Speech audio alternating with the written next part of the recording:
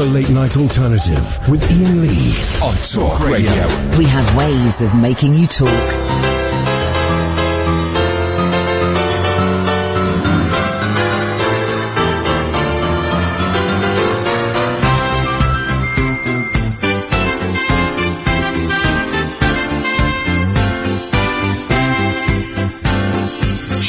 Would gulp down her breakfast, shut the fridge and join the throng. Margaret Beatty snatched the milk in, scanned the news and went along. Annie Harris drew the curtains, screwed her eyes up, had a peek. Saw the marches, heard their voices, making early morning noises. Stumbled back to bed and tried to sleep. Come with us, run with us. We're gonna change the world. You'd be amazed, so full of praise. When we rearrange your world, we're gonna change your world. Shuffling through the cold black morning with the marchers' spirits low, grunting greetings, grimly pressing on to where they had to go. When the sun came up, they brightened, stopped to have their first brew. Annie Harris got up gladly, pondered for a little sadly, then got on with what she had to do. So come with us, run with us. We're gonna change the world. You'd be amazed, so full of praise. When we rearrange your world, we're gonna change your world.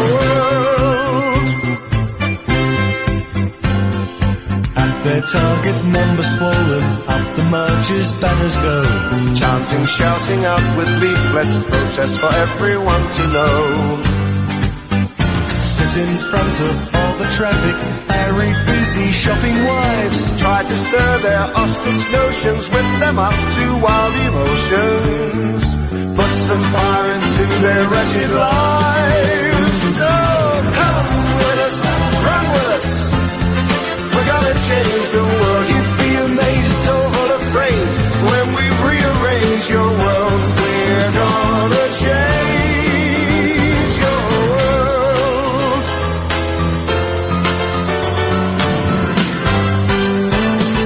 Shirley Wood was dragged, still sitting by a policeman from the road. Margaret Beatty had her face slapped by a man she tried to goad. Annie Harris in the office, paused in typing, thought of Don, glanced again at his last letter, died for others to live better, brushed away a tear and carried on. Come with us, run with us. We're gonna change the world. You'd be amazed, so full of praise. When we rearrange your world, we're gonna change.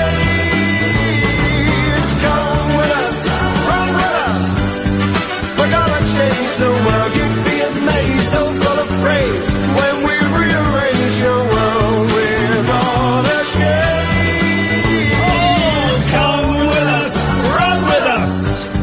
We're gonna change the world, you'll be amazed, so full of praise. When we rearrange your world, Isn't it just one? The Late Night Alternative, Iain Lee, Catherine Boyle, a weird one tonight, dear listener. Not only is it Friday the 13th, it is a full moon on the show that does not do Brexit. We're going to take calls straight to air, but hold your horses, because we've got a really special guest on first that we've been excited about for a little while. Isn't that just one of the greatest pop songs of all? It was pop. I don't know what it is. It's a weird song, but I love that. There's something really theatrical about it, Yeah. but you can't deny that it's a foot tapper. It's brilliant. Slightly different version to the one that we normally play. We use it as an unofficial theme to the show. Matt Monro, We're Going to Change the World. That version was from, geez, man, I remember when this album came out, because I saw it, I think, on Pebble Mill at 25 years ago.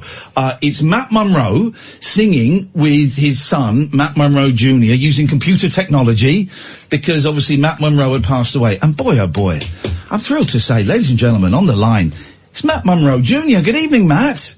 Good evening, guys. How are you? It's you, mate. I'm over the moon. How are you doing, fella? I'm over the moon because the only reason I'm doing this show is because people thought I died. I just want to prove I'm alive. Well, don't die during this interview, Matt. That would look awful for all of us.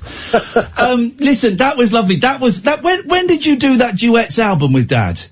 That would have been around 88. Oh, was it that far ago? I think so. Oh, flipping heck. And I do remember you coming on something like Pebble Mill at 1, and I was like, well, I would have been about 15 then. I was thinking, well, now this is odd, because obviously I was aware of Matt Monro. I was a big fan of kind of the crooners growing up. I was thinking, well, this is odd. So this guy's son is done an album singing along with his dead Dad's hits, but it works. It works really, really well. How did that come about, doing that? Well, the show was right, by the way. It was Pebble Mill, and it was with Gloria Hannaford. There you go. I remembered. And what was weird about that was they had a mix-up the way they were filming it, and I actually had to sing the whole song live and then edit me out. No. Which I can't tell you how many words are in that song to remember. But it was we got through it anyway. But the reason I did the album, Dad was still very raw when I recorded this album, the whole thing of it, and I wanted something that no one could ever take away from me, and that was to record with Matt Monro, which not many people could say they've done. And I purposely stayed away from the hits. I didn't want to do the portraits and the soft leads and everything else. And that's what we came up with. To be totally truthful, I wasn't the most competent of singers back then. But it was something, as I said, I wanted to do for myself. And thankfully, EMI decided they wanted to take it up on it. When remind me what, I know it was the early 80s. What year did Dad pass? 85. Oh, okay. So if this was 88 then, this was still very fresh. That must have been, a very surreal experience to be in the studio with him, so to speak. I mean, I could get I mean, it could be a couple of years out, to be totally truthful. And I mean, I did Opportunity Knocks in 87. Right. So roughly speaking, I think it's around then. Yeah. It was a really strange experience because when we're in the studios, of course, we're listening to the recordings of Dad, in the studios. And of course, I'm so used to hearing Dad's voice, singing voice, whether it's on the radio or on the record or what have you. But in between takes, you'd hear Dad saying, "One more take, son," and let's break for a cup of tea and stuff like that. And it was very emotional, but I'm very proud of it. Yeah, no, and you do yourself a disservice. I mean, saying you weren't such a good singer then. It's a cracking album, but also you're going up against Matt Monro, who, everybody is going. But am I right? Frank Sinatra said Matt was his favourite singer. Yeah, Sinatra rated him as one of the 3 greatest singers in the world, which is one hell of an accolade. Wow. And someone said to me that Sinatra once said that Matt Monro was the British Sinatra. Well, I'd like to think that Sinatra was the American Matt Monro. Well played. What was it like growing up with him? Obviously, to you, I guess he was just Dad, and then sometimes you turn on the telly and he was there, or he was on the radio, but I'm guessing it was just like having a dad who has a job. I had no idea who my dad was until we did This Is Your Life when I was 13 years old. Yeah. I knew my dad was on TV. I knew he was a singer, but I didn't know any other job. And then growing up at school, my friends didn't think anything particular of my dad, and my dad could have been an accountant. To me, he did a normal job, but he was Dad, and he was very homely. He lived for show business and lived for being on stage. But his family were everything, and it was only I couldn't work out as I grew older that everyone seemed to know who my dad was, but I didn't know who their dads were. Right. So it became quite strange. And did he bring people? I mean, I've got visions of Sammy Davis Jr. popping round for a cup of tea and stuff. Did any of that happen? Yeah, but not so much Sammy. I mean, they were best friends, Sammy and my dad. Wow. And I'll tell you a lovely story about Sammy when he flew over for Dad's This Is Your Life. Yeah. They recorded it in front of a live audience, and when they stopped recording, my dad and Sammy, literally my dad's musical director, did 45 minutes just off the cuff to the audience. It was the most amazing thing I'd ever seen. But yeah, Dad's friends who came to the house were people like Dave Allen, Sidney James, Morecambe and Wise. Yeah. You know, those sort of people. They were great. Great friends. All of those people. Matt, in that 45-second answer, you've just thrown so much at me. I have to go back. Imagine being in the audience of This Is Your Life. A thrill anyway, always a bit of a gamble, with respect, because sometimes you get an old soldier, respect to the old soldiers, but you want an entertainer. But then to get a free Monro Davis Jr. improvised 45-minute gig, that's just amazing. And just on piano. Dad's musical director on piano. Yeah. And it was the most amazing thing I've ever seen. I mean, Sammy was my idol, believe it or not my dad, because my dad was just my dad. Yeah, of course. But Sammy was my idol, so yes, I was used to seeing him and stuff, but I was still in awe of him in many ways. And the time that finished and the time they got back to the green room, I suppose it was about 8:30 at night, and Dad had to appear at the Talk of the Town that night at 11 o'clock. Yeah. So he still had to do a full show as well on top of that. Yeah. It was just amazing. It really was the whole thing. Well, it's that old school work ethic of the show must go on is the cliche, but it's true. And I've done 2 hours recording This Is Your Life and a bit with Sammy. Still got to go and do a couple of hours at the Talk of the Town tonight, and I bet the audience there would have been none the wiser what he'd been doing previously. No, because Dad didn't mention it on stage to them. You know. And you talk about show business. God bless him. His brother had a heart attack in the wings before Dad went out. Thankfully, he got through that. But I mean, this is what people don't understand about people in show business. Dad still had to go out and do the show. Yeah. You know, that's what you do. That's your job. So were you singing when Dad was around, or did that come after he passed? Never sung in my life until one occasion. Back in 1977, just before This Is Your Life, funny enough, my dad was appearing at the Windmill Theatre in Great Yarmouth in summer season. And on the final night, as people were taking their bows, the cast, and my dad would come out and thank the audience for the wonderful summer, Dad, completely unbeknown to me, dragged me up on the stage to sing a song with him, which I'd never done. I was completely in awe, plus my voice was breaking as well, which didn't exactly help.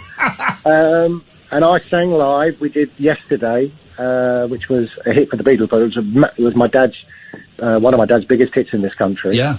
And we did a duet of that, and it was, I always say on stage now, it was one of the greatest experiences of my life. Was that the moment? You often hear, comedians talking about being in the school play, and they get a laugh on a line, and something just clicks, and they go, oh, right, that's what it feels like. Yes, I want to do this forever. Was that a significant moment, do you think, in your career?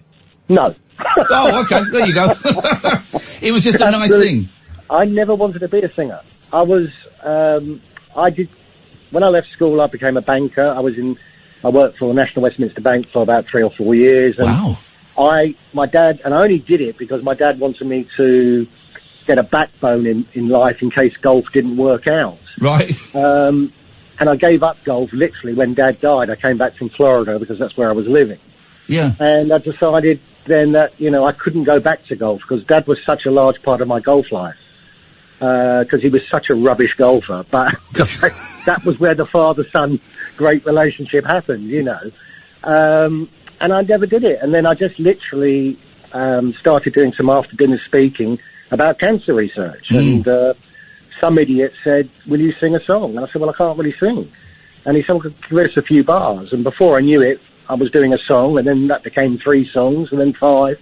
And before I knew it, I was on Opportunity Knocks. And that's how it started. Who was hosting Opportunity Knocks at that point? My uncle Bob Monkhouse. Oh, okay. Well, so I'm assuming he was obviously a family friend as well then, was he? Oh, very, very close. Very close. And then we did Opportunity Knocks, and I actually went on tour with Bob for a little while, and again that was a real big wake-up call because I knew him to sit on his lap as a kid, and my Uncle Bob and blah blah blah, and yet when I was his support act when he did his tour, he'd walk into a theatre, completely blank me for want of a better word, because he was preparing for a show, and then afterwards he'd sit me down and said, that's what you do if you want to be successful in this business. This is not about partying or talking to people. This is about being prepared to perform at your best. And I learned a great lesson. Well, I mean, you're right. To learn from the masters, you know, the some of the greats from British entertainment is amazing. But you did it. You did it for a long time. We had when we said that we had you coming on the show, we had a few people tweeting us with pictures of you and them backstage from about 2 or 3 years ago. But have you retired now? I retired last year. I did my final year because I didn't realise I'd done 31 years in show business. Wow. You must be very fortunate. I'm knackered. But, and I'd finished, and I always said I was never going to do what these acts do, another farewell tour and another farewell tour. Yeah. And I did 46 shows in 54 days. I mean, it was a big tour. And then someone told me that, and I didn't realise that my dad next year will be 90, if he had still been around, and it will be 60 years from his first ever hit, Portrait of My Love. So I've been forced to go back and do one more tour. So forced is too strong a word, but I've signed the contract to. We start on September 1 year today.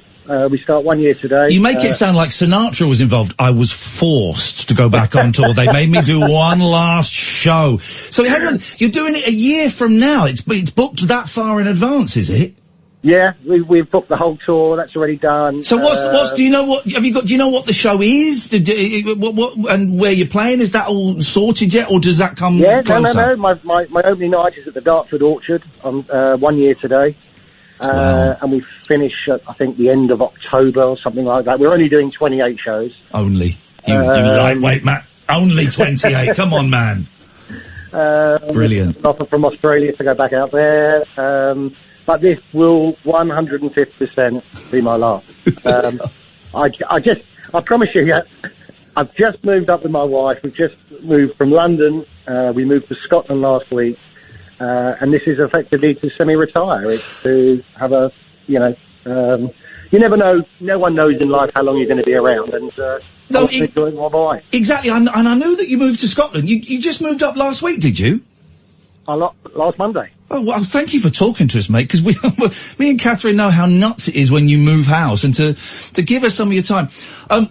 Listen, I'm glad you said that, because we were so honestly, we play Gonna Change the World as the unofficial theme tune. We've got about 3 or 4 unofficial theme tunes, and that's the one we play a lot. And I grew up listening to kind of Neil Diamond and Dr. Hook and Matt Monro and Dean Martin and, those kind of singers.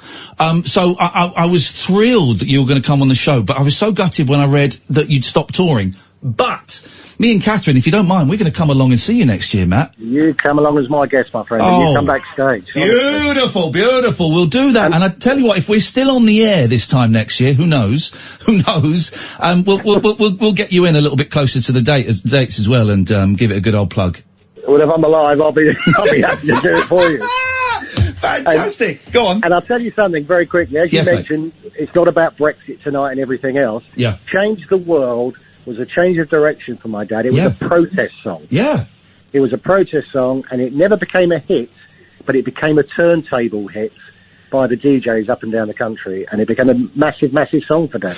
I love it, right? And we deconstructed it about a month ago. We went through it line by line on air, because me and Catherine were arguing about what it meant, and I love it so much. I've loved it for years. Mm-hmm. And it does feel like, Matt Monro and Frank Sinatra sitting around going, hey, this kid Dylan's doing something with these protest songs. We should get groovy and cut one of those. But it's such a great song. But also what's unusual for your dad is that it's so up-tempo, and so not just the subject matter, but the whole sound, and obviously we know him for these wonderful lush ballads, but this kind of up-tempo dum beat is, he didn't do any other songs like that, did he? No. He did an upbeat version of Mary Boy's Child. Right. He didn't like particularly religious Christmas songs, but that's what he did. Yeah. But no, I mean, you've got to remember, Dad made it in the era. Of course, there was Sinatra and all of those around, but there was also people like Elvis Presley and the Beatles.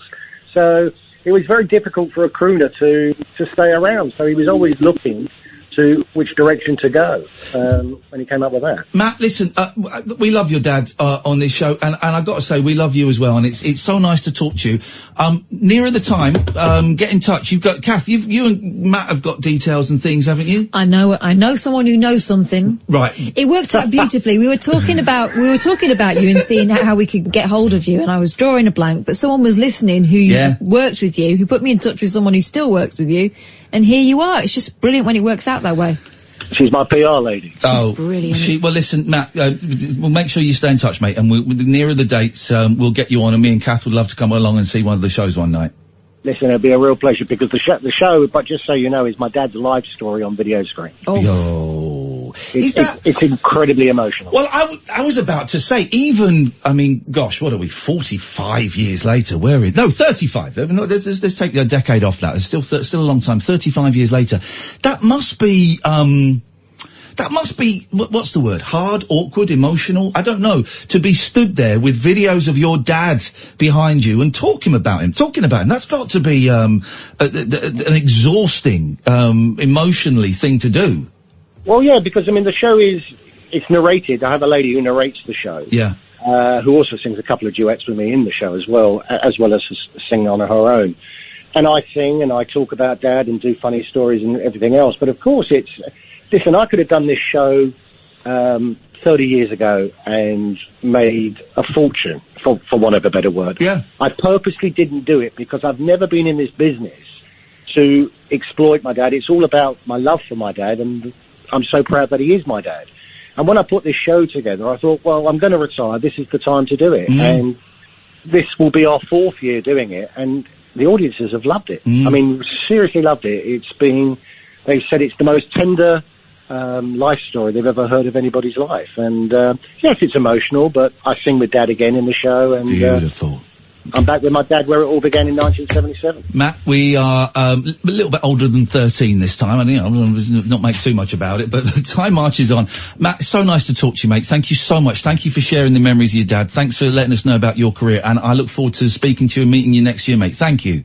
Ian, Catherine, thanks for having us on your show, and I am alive. There we go. Matt Monro Jr. is alive. It's official and exclusive. What a nice man. I mean, what did we expect? Some hard-nosed. So, what a nice man. And that's great. We're going to go and see the show next year. Thank you, Matt. I loved it. Absolutely loved it. Lots of love to you and your family. Right, we're going to take calls straight to air in a second. This is the Late Night Alternative on Talk Radio.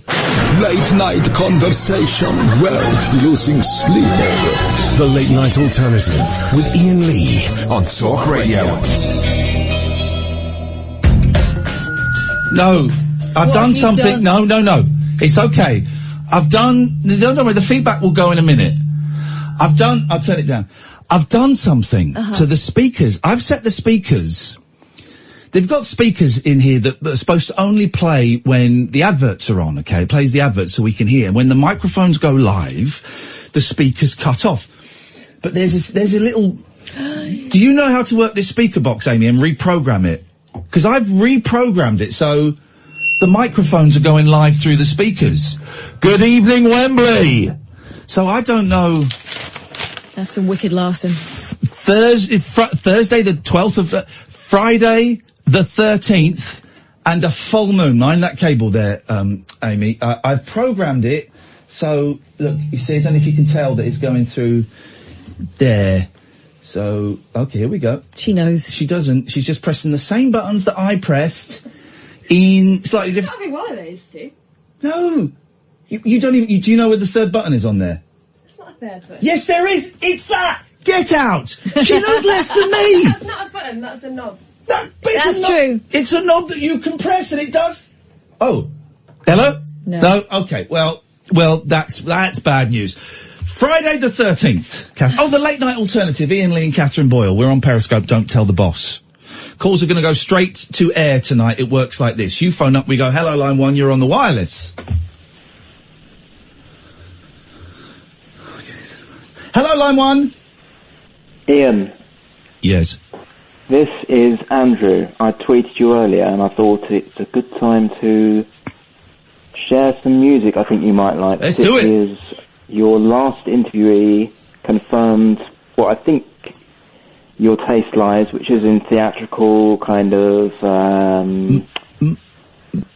my taste artist, a bit like My Life Story and Neil Hannon. Anyway, to cut to the chase, there's a man called Alex Cameron who has an album out today. I don't work for him. I don't get royalties for him. But I'm fanboying about this album.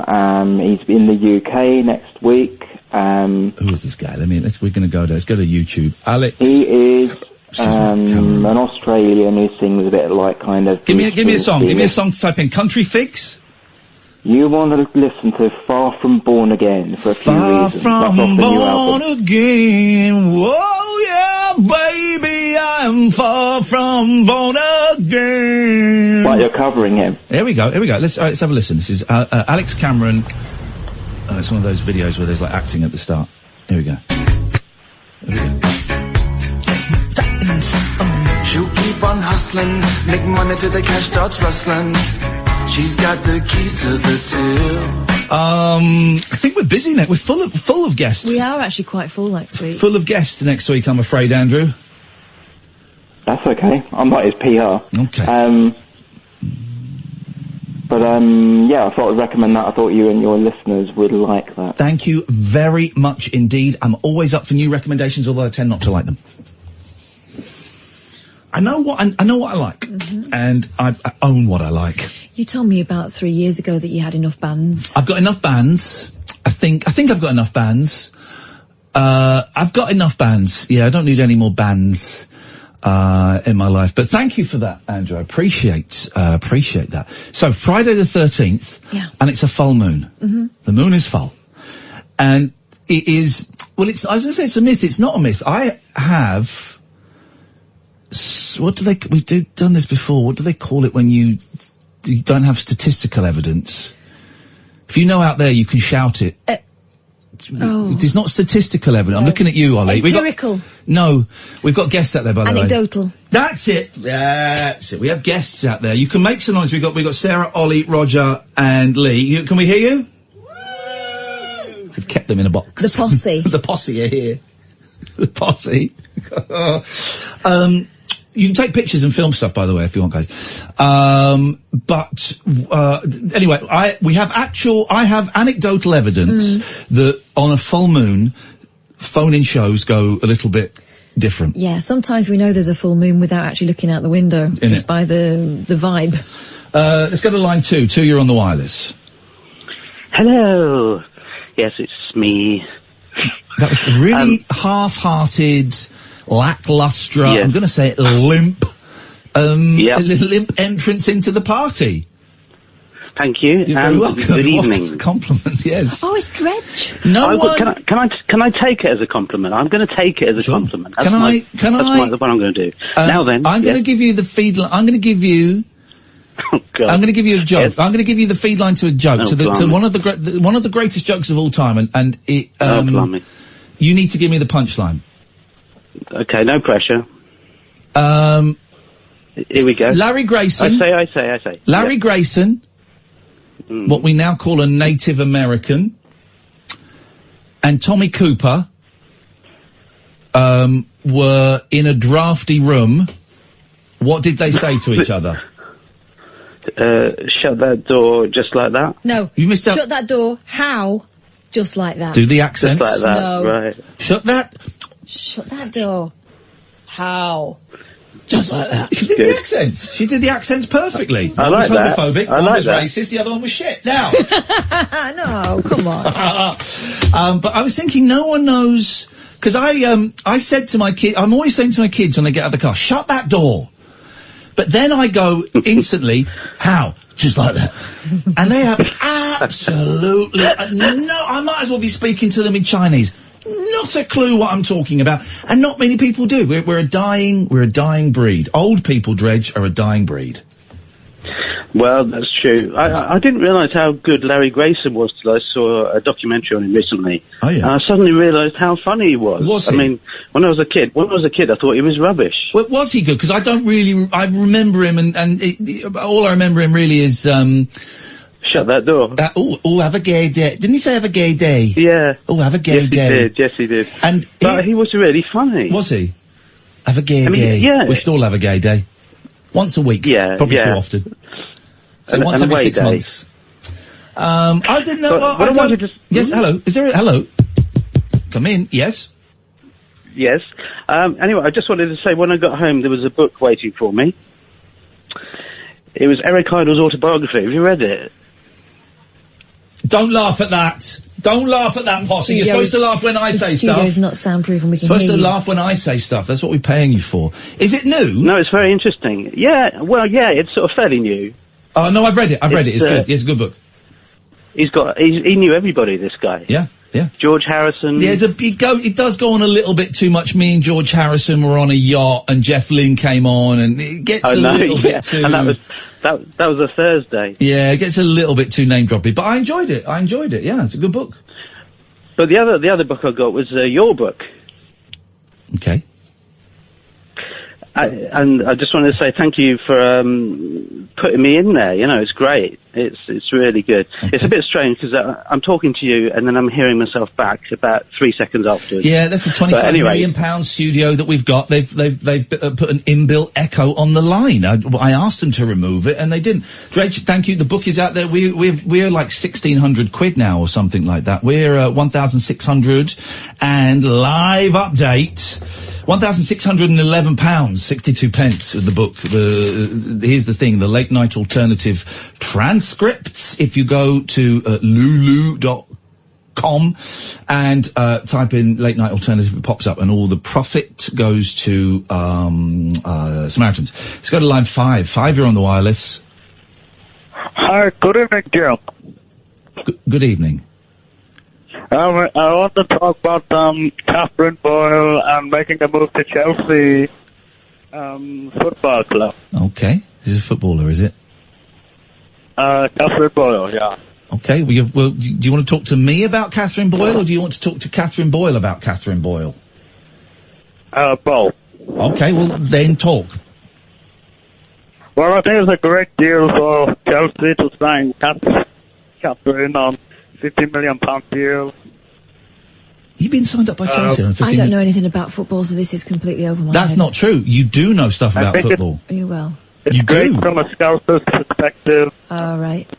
Okay. Well, thanks, Dave. You're welcome. There we go. I mean, and here's the thing. It probably won't get any better than that. Probably won't get any better than that whatsoever. Which is disappointing, really. Call straight to air. 0344 499 1000 is the telephone number. Don't swear. Don't be libelous. There is a 7-second delay. Apart from that, anything goes. Oh, we don't do Brexit. Hashtag we don't do Brexit. 21 hours of that tedium today on on this radio station and all the other radio stations. But it sounded like the same conversation on a loop.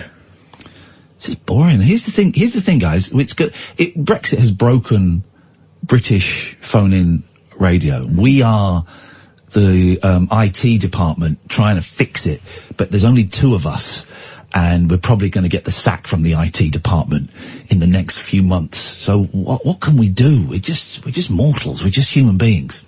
We'll take calls straight to air. In the meantime, you give us a call now, 0344 499 1000. This is the Late Night Alternative. Iain Lee, Catherine Boyle. Let's go to line 1 line 1, you're on the wireless.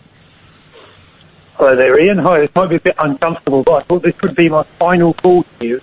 You sent me quite a lot of abuse on Twitter. You phoned up the show and called me an effing C.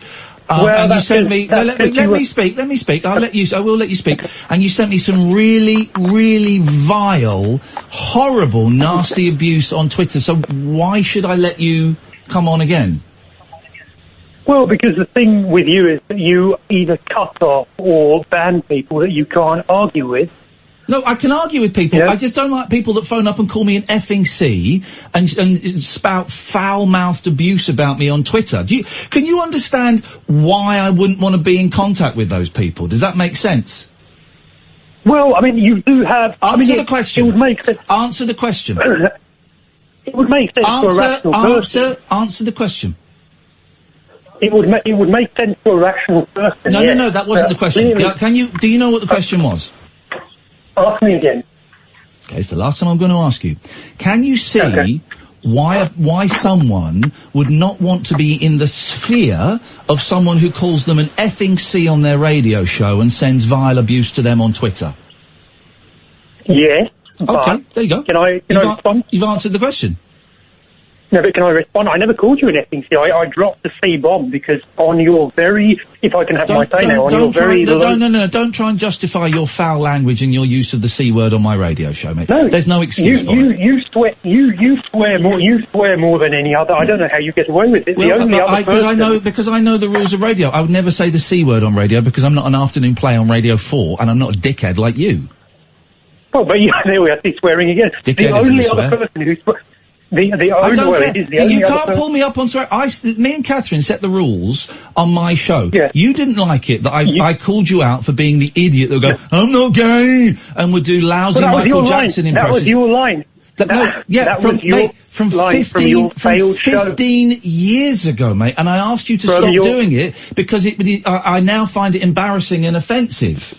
And your entire career is embarrassing and offensive, and the only reason you have your people who call you up is either me or that convicted druggie. Hang on a second. First of all, I'm a druggie, right? So just leave the druggies alone, all right? Secondly, you have placed yourself way too high in the league of importance to call us the only people that call are you and that druggie? I don't think so, mate. Your calls have been to this station, I would say like 20% have been mildly entertaining. The rest have not been funny and made me feel uncomfortable. And you throwing the C word out there, saying all kinds of awful abuse to me on Twitter. Why would I want someone who gets very upset when they get called out? Why would I want you on my radio show? You get very upset. I mean, I remember you accused me in the last call. You accused me in the last call on your failing show with very few listeners. Here we go. Failing show with very few listeners. What's this guy's name again? Who knows? Because he never gives the real one because he's got no balls. The failing show with very few listeners. My name's Ricky Gervais. There we go. My name's Ricky Gervais. Okay. Well done. Very clever. Because I worked with him 20 years ago. I get it. But very clever. Here's the thing. This guy in touch with you, like most people you've worked with. There we go. Do you keep in touch with people you worked with 20 years ago? No, because they don't like you. I think you probably peed most of them off. Can I ask you why you're so hurt? Well, because when you're not around, Catherine, Iain does. I think when Iain is recovered from his issues, he's quite a vicious-mouthed person who doesn't respect loyalty. Like people like Nick Ferrari. People like Nick Ferrari respect loyalty. He's a proud patriot who respects loyalty. Him and Julia Hartley Brewer. Right, okay. Here's the thing. I don't respect you. Think you're horrible. I don't respect you either. I don't respect you either. You had a failed career. Failed career. I've been working for 22 years, mate. I've got 2 houses. Oh, well done, well done. Where's the failure there? Admittedly, I don't live in one of the houses. My ex-wife does. But you know what I'm saying? Here's the thing. If you don't... She left you as well. That's interesting. No, that's...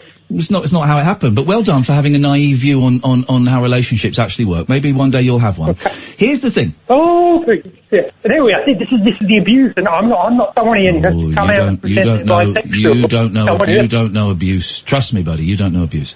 Hey, listen, I've got come out and pretend they're bisexual just so that people will listen to their show. Pretend I'm bisexual. Okay. Hey, listen, the show's not for you. It's funny and it's intelligent. I suggest you go and listen. Unlike you failed, pathetic Mackenzie Crook pound shop version with a little beard and your little issues and pretending you're a bisexual so that people call you, and the Daily Mail still only gives you 2 comments. He's really got under your skin, hasn't he? Yeah, he has. Okay. Why are you so butthurt, man? Oh, you'd like that, wouldn't you? With you falling out with Steve Allen in the past. I don't like Steve Allen. I don't get on with Steve Allen. He's not a nice pick. But he didn't like you either. He used to metaphorically spank you in the studio. Okay. Listen, you're really weird. I don't like you. I suspect there's something has happened to you. I suspect there's a little bit of closeted homosexuality going on there. Yeah, there we go. Well done. May I suggest you stop listening and you stop calling?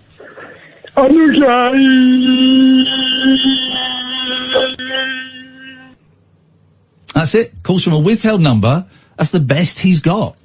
Very interesting. That's the reason, 20 years ago, I put all those old men willies in my mouth so that one day I could come out and pretend to be bisexual, just to get under his skin. That's why I did it. Strange, isn't it? It's the funny thing when you're listening to him. It's like oozing jealousy. Yeah. It's weird, but also. Good luck to you, man. I wish you the best of luck. Let's take a break, shall we? 03, come on, a good night, guys. Full moon, I told you. 0344 499 1000. This is Talk Radio. Set free your mind. Let your fancy take flight. Conversation gets curiouser by the glow of moonlight. The Late Night Alternative with Iain Lee on Talk Radio. Okay, I've completely knackered have they told you how to fix...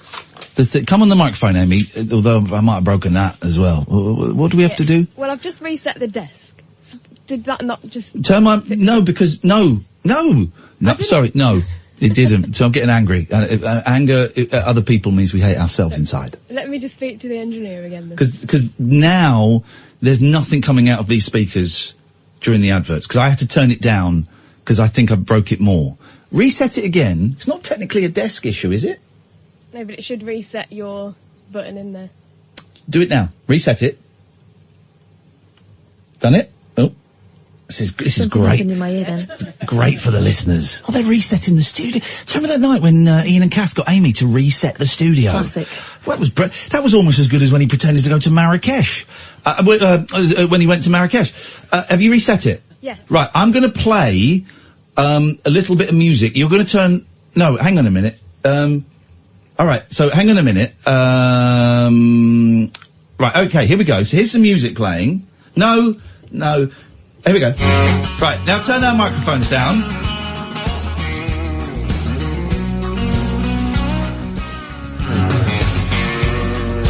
Amy's gonna fix the speakers. She reset the desk. Yes, the remedy you said wouldn't work appears to have worked. Okay. She reset the desk, now the speakers are working, and she fixed Catherine's mess. Woo!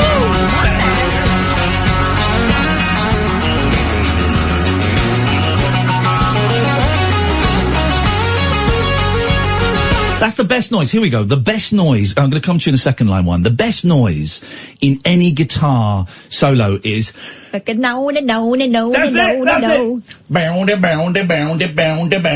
I also like... Okay, I'm not so familiar with that one. You know, like Prince used to... You're moving your hand closer to your crotch and making the noise go down. Here we go.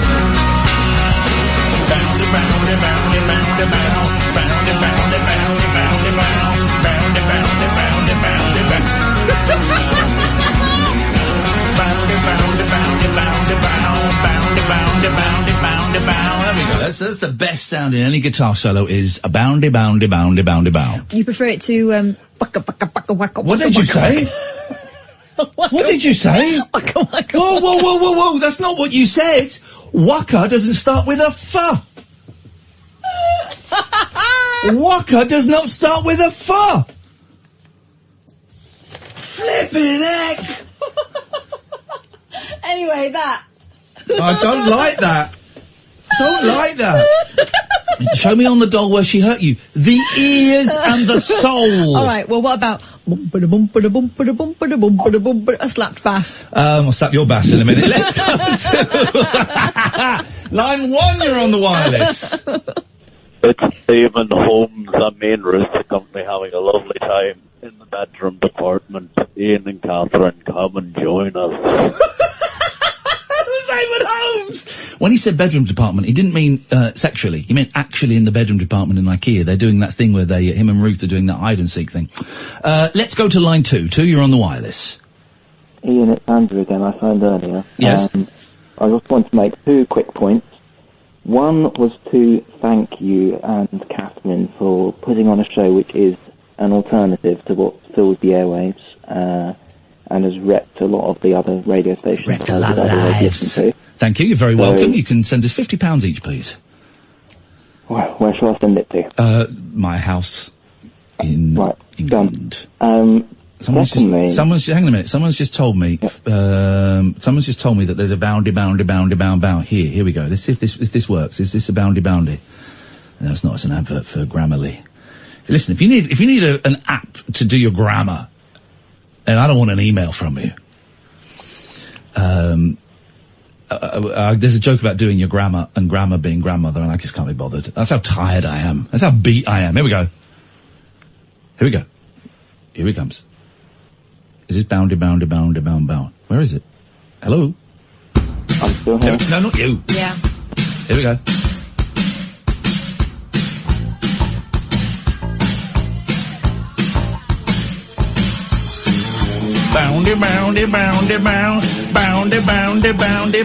Bound. Yes, carry on, please, caller.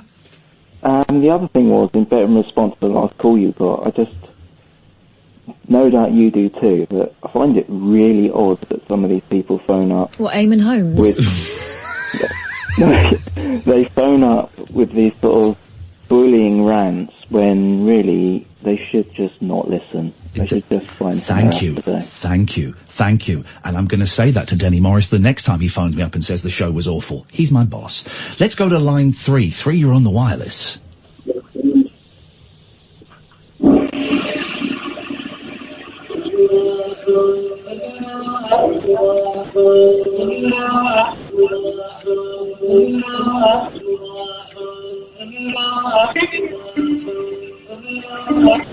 What is this? I know this.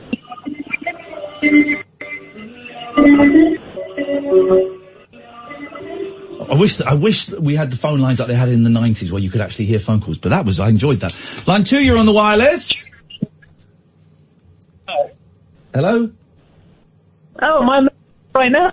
Not for much longer. What can we do for you? Oh, no, wait, don't listen. I was on hold. I didn't realise I was going on the wireless. Okay, my question to you, Iain Lee, is this. You know how Bojo lied to the Queen? Yes. Well, do you think that shows that the Queen is weak and that she needs to be gotten rid of, and the only person qualified to replace her is Bojo, the person who tricked her, like in chess? I think you've checkmated me with that question. I also think that question just landed you with some time in the tower, mate. Yes, mate. You're going to the Queen's going to pull your head off. No, but do you think, like, if she's that easily fooled? Well, how do we know that she's not playing a double bluff? Hey. Whoa, what the? I was getting upset with the Bojo, but then the F-bomb? Wow, apologies there for the language. Yes, line 1, you're on the wireless. I got you. Hello, am I on? You know what? No. 0344 499 1000 is the telephone number if you want to give us a call. Please do. You'll be very welcome. Tell me about that full moon again. So it's a full moon tonight. Someone's going, it's not full moon till tomorrow. It's full moon, mate. The moon is... Listen to what we've just had for the last 56 minutes. Yeah, exactly. So deal with it. So we're going to take calls straight to air this evening for the whole evening, just because it's a very strange vibe. We've noticed this, that it's a little bit, as the caller said last night, a little bit aggy.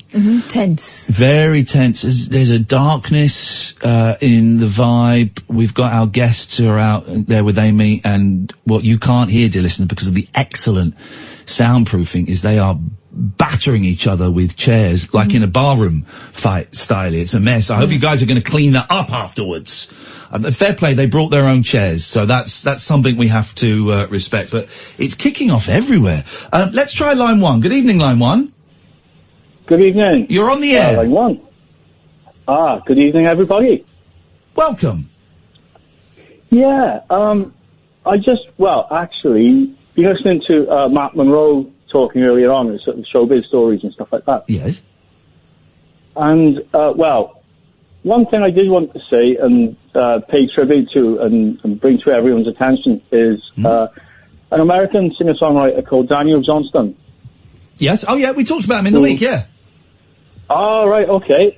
Who unfortunately passed away 2 or 3 days ago, I think. Yeah. And it was just to say, really, that, well, I've always loved his music. He was an artist as well, a visual artist. But his songs, really sort of lo-fi, homemade recordings, which were, if you listen to them, they're absolutely beautiful and amazing. I loved, in fact, the documentary, the Devil and Daniel Johnston. It's one of the greatest documentaries of all time. The movie Frank was kind of based on it. It's a great film, right? And I dipped my toe into his musical back catalogue then. I didn't really enjoy it. But I know that a lot of people get a lot of pleasure from it, and I love the fact that he is an artist, that you could say that his whole life is a work of performance art. But I liked the man, I liked the idea of the man, I liked what he did and how he lived, but I never really bought into the music as much as a lot of other people did. No, that's fair enough. It's not easily accessible in a lot of ways. I think a lot of people would listen to it. I tell you what, listen, we've got to go to a break. Give me a song. When we come back, give me a Daniel Johnston song to play at the top of the hour, and we'll see how we get on. Okay. Go on then. Oh, okay. Sorry, there's one called Tell Me Now. Tell Me Now. All right, we're going to play that at the top of the hour. There's no swears in it, is there? There's not. It's completely clean. Okay. All right. Hey, listen, nice one, man. Thank you for that. 0344 499 1000. We'll come back with a bit of Daniel Johnston. This is the Late Night Alternative, weeknights from 10 with Kath and Ian on Talk Radio. The Late Night Alternative with Iain Lee on Talk Radio. We have ways of making you talk. Line 1, I've got to play a song. What do you want? How about that Bob Dylan one, You've Got to Work for Somebody? No, I'm about to play Daniel Johnston. Yeah? Daniel Johnston, which one? Tell me now. Casper the Friendly Ghost. Tell me now. Casper the Friendly Ghost. Tell me now. What? Etc. etc. etc.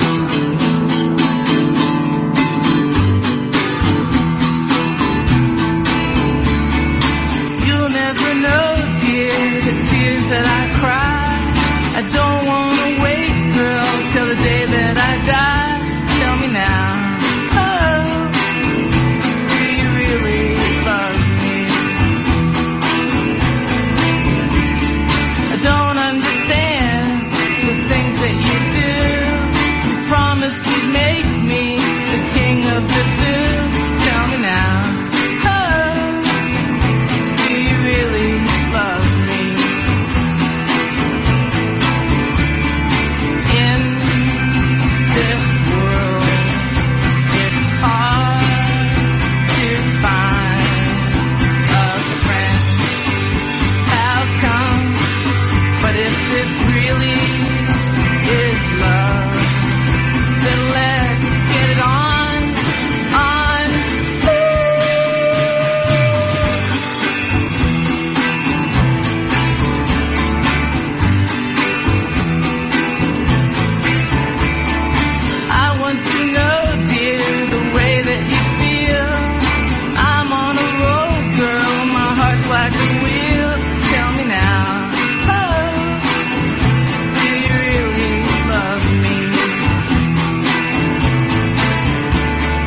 If I could trust the look in your eyes, but if your kiss could be a lie, tell me now, oh, do you really love me?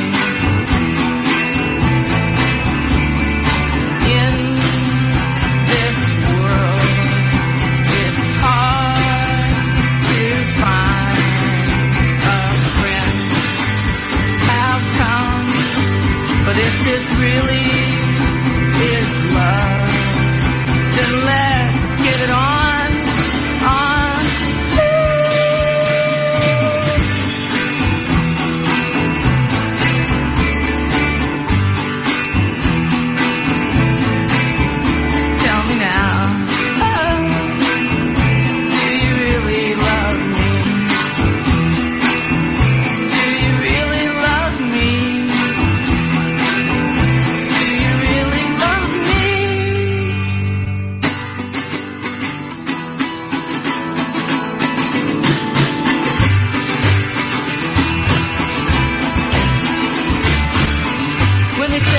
love was dead.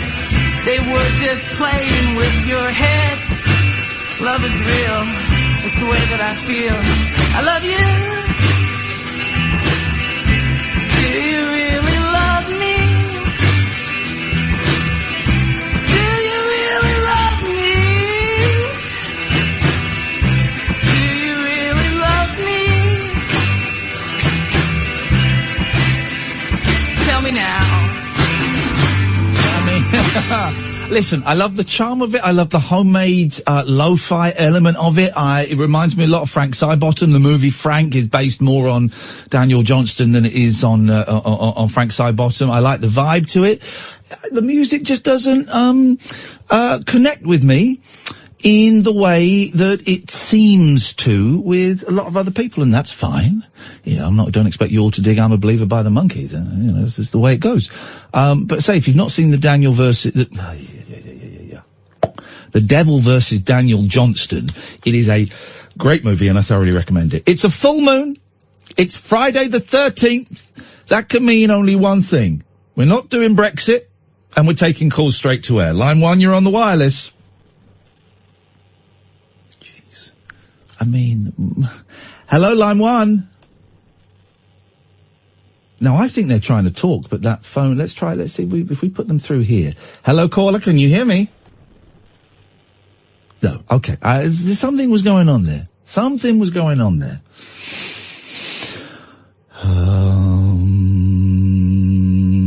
Oh, you can watch the show tonight as well. We're on Periscope. Shh, don't tell anyone. I'm not really allowed to do it. Periscope.tv/Iain Lee. Hi. You can see the moustache in all its heavenly glory. I've got, for the first time this year, I've got a weekend with nothing to do. A whole weekend. I've had like the odd day. I've got a whole... Is that water? Oh, thank you, buddy. I'm so thirsty. Whole weekend with nothing... Did they all get off all right? Yes. Aren't they nice people? Yeah, they were really We got really nice people. Good. I'm glad. We're sort of stopping people coming to sit in the studio because it's a bit weird. I always find it a bit weird, but I like those guys and they're nice. But don't tell them I said that. Shh, it's a secret. Let's try line 1. 1, you're on the wireless. Hello. Hello, you're on the air. Iain, Cat. Yes? It's Manny. Is it Manny? Yeah. I didn't recognise you, man. Yeah. What's going on? What's going on? It's good, man. Good. Good? Yeah. I've been I wondering... liked Cat last night. She's good last night, water. What was good last night? Cat. Kath? Yeah, with her accent. I've been wondering about you, Manny. I'm glad you've given us a ring. I've not thought about you once. I mean, yeah, I was going to call you last week, and then visitors are free now, so. Okay, well, you've called us, Manny. How are Manuel. you? Excellent, mate. I'm on top of the world. I'm having the best time of my life. I'm happy. And tomorrow, I'm playing video games all day. Good. You're best thing on the bloody radio. Yes, mate. We are. Me and Kath are the best. You are. Yeah, I know it. Definitely. I genuinely do not understand. Will you shut up? I genuinely do not understand why this is not the most popular show, certainly on this tin pot station, but on any radio station. I mean, the rubbish, the right-wing, foul-mouthed nonsense that gets pumped out of the speakers here at Talk Radio, compared to this loving, I do not understand why we're not getting 250,000 listeners. Honestly, I don't get it. Because this show is brilliant. No, it is. I don't know why. I think that guy must be bloody jealous, isn't he? Nick Ferrari. Yeah, I think he is. I think Nick Ferrari is jealous. No, the other guy who found up earlier. Let's not even talk about that guy. That guy's a piece of trash. Big hairy piece of trash. Why did they do things like that? Why don't they just turn off? Here's the theory I came to a few years ago when I was driving back from Birmingham, actually, from WM, and I was listening to the Now show on Radio 4, and I thought, I hate this show. I hate it. Right? It's unfunny, smug, It's full of arrogance. It's far too. I'm left wing, but it's far too. It's obnoxiously left wing. I hate it. Why do I listen to it every week? And then I got the thought process going, and I think we all need something, someone, somewhere. We need a thing to hate. We need a thing to hate. And then we can direct our anger and our hatred to that. Now, if it's a thing that's not real, like The Now Show, like Norwich, like Iain Lee, if it's something that's not real that we can direct our hate and anger to, well then it feels good and cathartic for us. So I think that's why people do it. Yeah, but I think, there's a lot of hatred in the world, so, I don't know, must be something wrong with the bloody head. Yeah, must be something with the bloody head. How are you, Kat? Very quiet today. Well, I'm just luxuriating. Kath's having a baby. I am not having a baby. Have I said it too soon? Again. Kath is pregnant with a baby. I am not pregnant She's with a baby. having twins. Again? No. She's having twins again. Yeah, I'm always. So the thing is, right? I get pregnant and then they fall out, and I never know where they've gone, and I never know where they've gone. Just all over the shop. It's like having kittens. I've got no question. We're going to give one of them away. We're going to give the ugly one away as a competition in the new year. So stay tuned. Okay. I want to ask you a question. Yes. Hello? Yes, go, just ask it. Who says, imagine you're at a mastermind, right, and John Humphreys goes, okay, and your chosen specialised subject is, the Ford motor car, 1935 to 1975. Question 1. I want to ask you a question. Where did you... Shut up! Will you shut up? Question 1, I want to ask you a question. You know, the only time you'll say, I want to ask you a question... Yeah, I want to play again. No, I want to ask you a question is when someone is gearing themselves up to propose. I want to ask you a question. Where do you two meet? Oh. On Grindr, obviously. Everyone knows. Everyone knows that. We're at 3 Counties Radio. Yeah. Oh, okay. Great question, thanks very much. You're only allowed one. You're only allowed one. Episode 2 of Where Did We Meet is next year. Let's go to line 2. 2, can't hear you. We don't get the football jokes. No. And they get dumped. Let's go to line 3. 3, you're on the wireless. Hello, is it me? It certainly is, madam. I'm not a madam, I'm a young man. Prove it. Let me see your winky. Oh, well, I don't think I should. It might not fit on the screen. Okay. All right. We got a humdinger big swinger here, baby. Oh yeah, babe. Oh yeah, babe. But anyway, what I want to talk about is I'm not in the book. I ordered that book on the sole proviso that I was going to be in it, and I'm not in it. I've looked through it. I'm not in it. I wrote in and I'm not in it. What's going on? Shut your face. First of all, who are you? My name's Dean. What did Dean write about someone we didn't want to have in the book? What did you write about? I wrote the book about. I wrote you talking about putting the book in. It was. I can hear myself echoing. This is weird. Is it? This is weird. I can hear myself. But yeah. I wrote about the, you were talking about putting the book in, and you were saying, oh, what should we put in it? What should we have it doing? And I thought it'd be a bit meta to do it. We didn't get it then. Well, yeah, I think we did, but it didn't really go anywhere. It wasn't very funny, was it? Oh, come on now. It was fun. It took me about 5 hours. Well, comedy's all about timing. We're Steen. We're sorry. We had a lot of things in that we couldn't fit. We had so many things, and we just could not fit it in, Dean. Trust me. I feel as bad about this as you do. I don't. Oh, right. Okay. I doubt it, but okay. Okay. Would you, maybe you I'll give up now. Why don't you read to us what it was you wrote and let the audience be the decider? What now? Yeah, sure. Come on, you think you're such a big man? Come on, then read it. Read it now.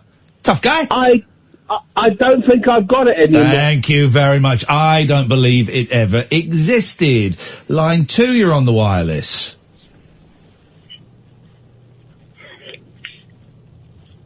Great call. 03444991000. This is Talk Radio. The late night lip service for lovers, loners, and lounge lizards. Well, where exactly is your accent from? The late night alternative with Iain Lee I've forgotten your name already, excuse me. on Talk Radio.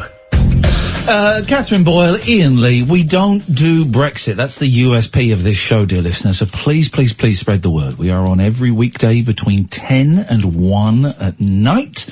Tonight is Friday the 13th. It's a full moon. There's no point in us planning anything, so we're opening up the lines and we're taking calls straight to air. Very simple.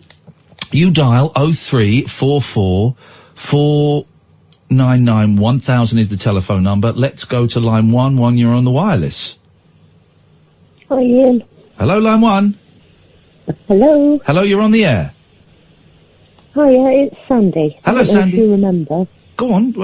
We spoke the other week about some rainbow cassettes. Oh, the rainbow cassette lady. Yes. Tell me, did you buy them? Guess what I got? Hey! Someone found them on eBay and, you got them. Are they in your hands right now? I have one right next to me, yeah.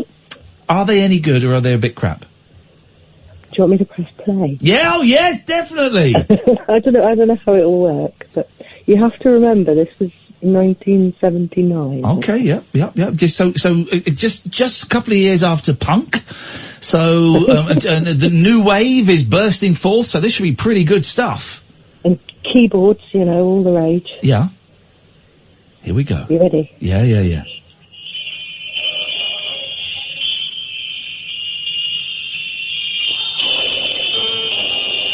Open your eyes, be wide awake, sit up and listen to Friday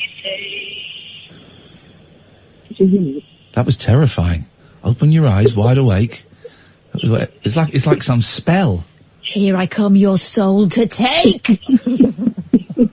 That is horrendous. You fell asleep to that, did you, Sandy? That's normal. No, that's waking up. Oh, God. Yeah, no, there was one for every day of the week, and they're amazing. It sounds like Sparks. Yeah, it does.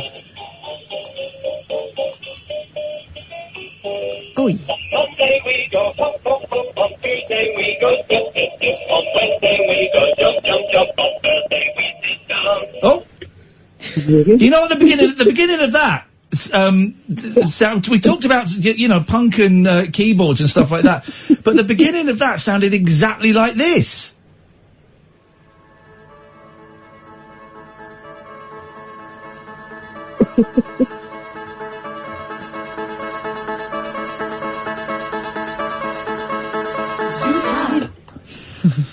Yeah. Give us some more, Sandy. I'm loving it. Has it?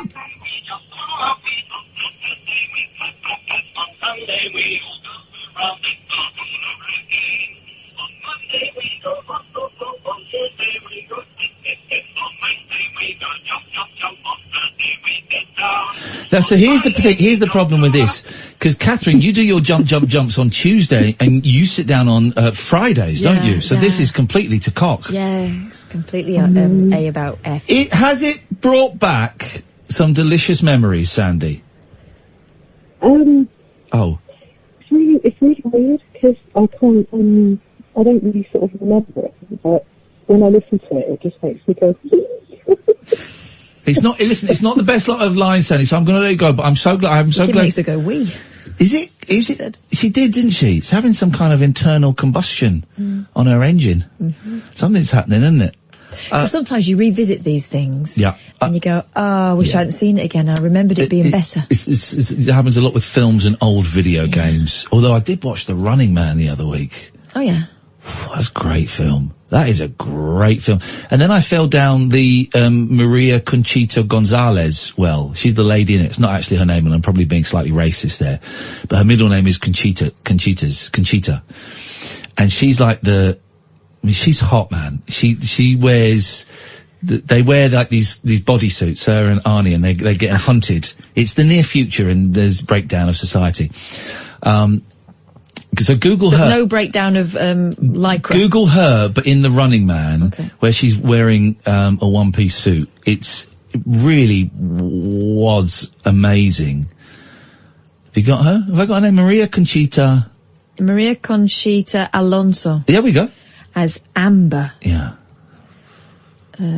Okay. Yep, I can see. Yeah, you got the one-piece suit there. I see exactly what's happening there. So then I found some great pictures of her from around the time wearing a string dress with no brassiere. Yeah, got that. Yeah, we go.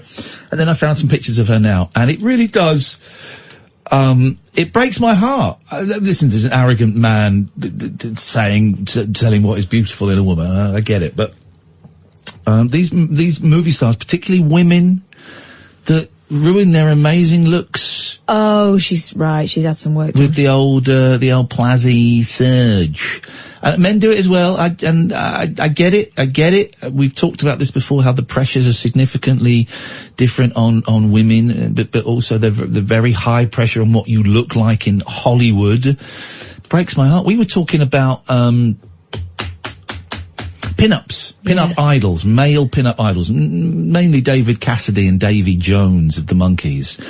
And they were both, I could say quite freely, they were both very bitter men for significant parts of their lives, you know. And you think the bitterness comes from? Well, they've been famous and they've been loved by the fans, principally, to begin with at least, because they were cute and young. Yeah. And I guess, you know, when you've been in the industry for a certain amount of time and you think you deserve more respect because you've changed as an artist and everything, but people are still holding on to the image of that kid that you can never be again. That's got to be really hard. Yeah. Because you want to take the audience with you, but you're a part of their past. No. I completely understand why you end up being confused. Both very bitter men, and it's really sad to read.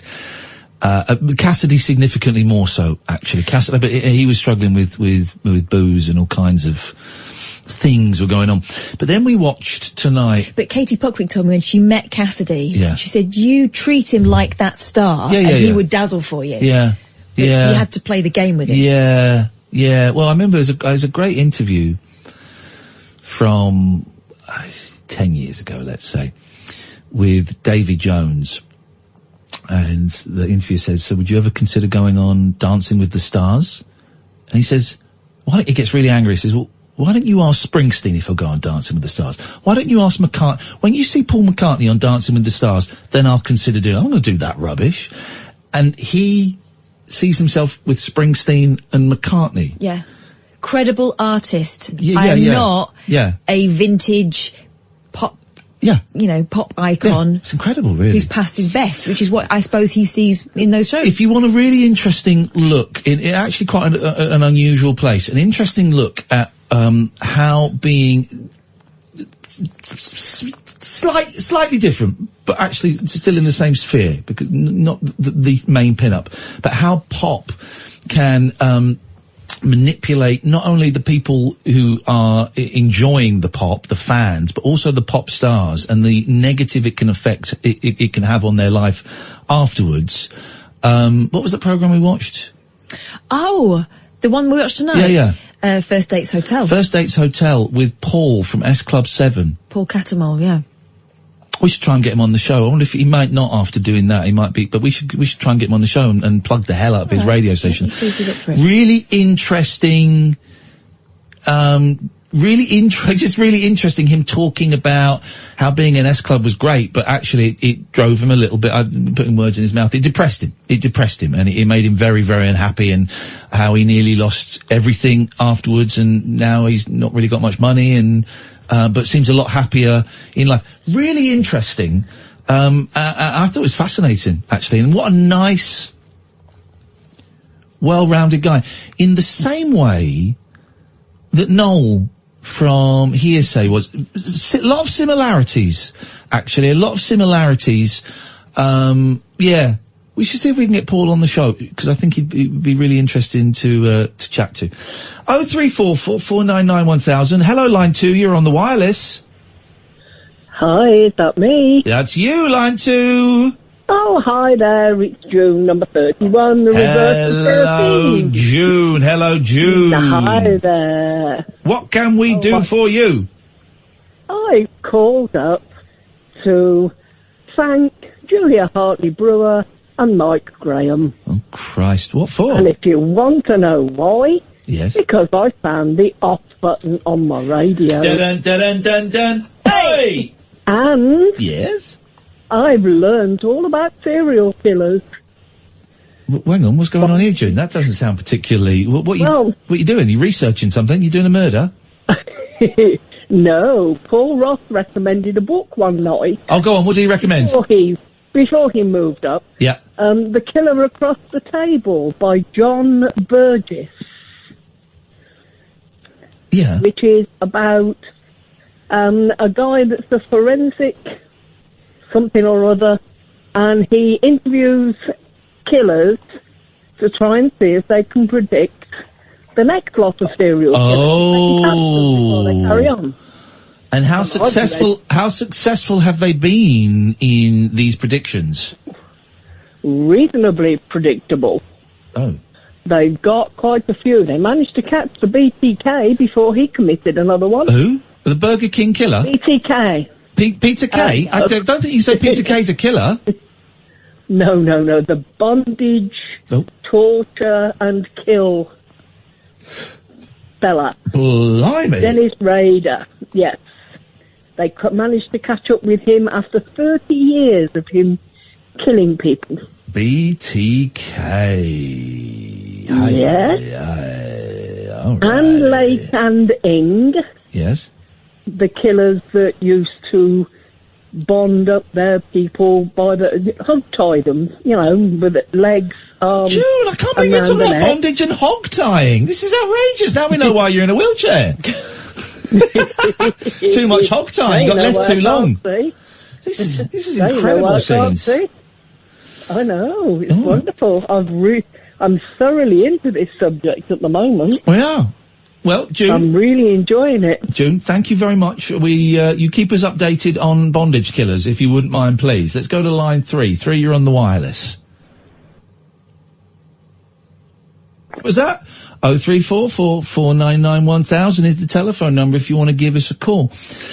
So, Cassidy was incredibly bitter. More so, Jones was able to hide it in a lot of interviews. In some it comes out, actually in quite a few interviews it comes out. But Cassidy was unable to hide it in interviews, was constantly bitching, I don't know if that's the right word, about how he'd been mistreated. His career is fascinating. So, like a huge pop star, never really that big in the States. The Partridge Family was bigger than it was over here, but David Cassidy solo was big here and not big in the States. And the reason he gave up being a pop star in about 1974, I think it was because he wanted to be a serious rock musician, man.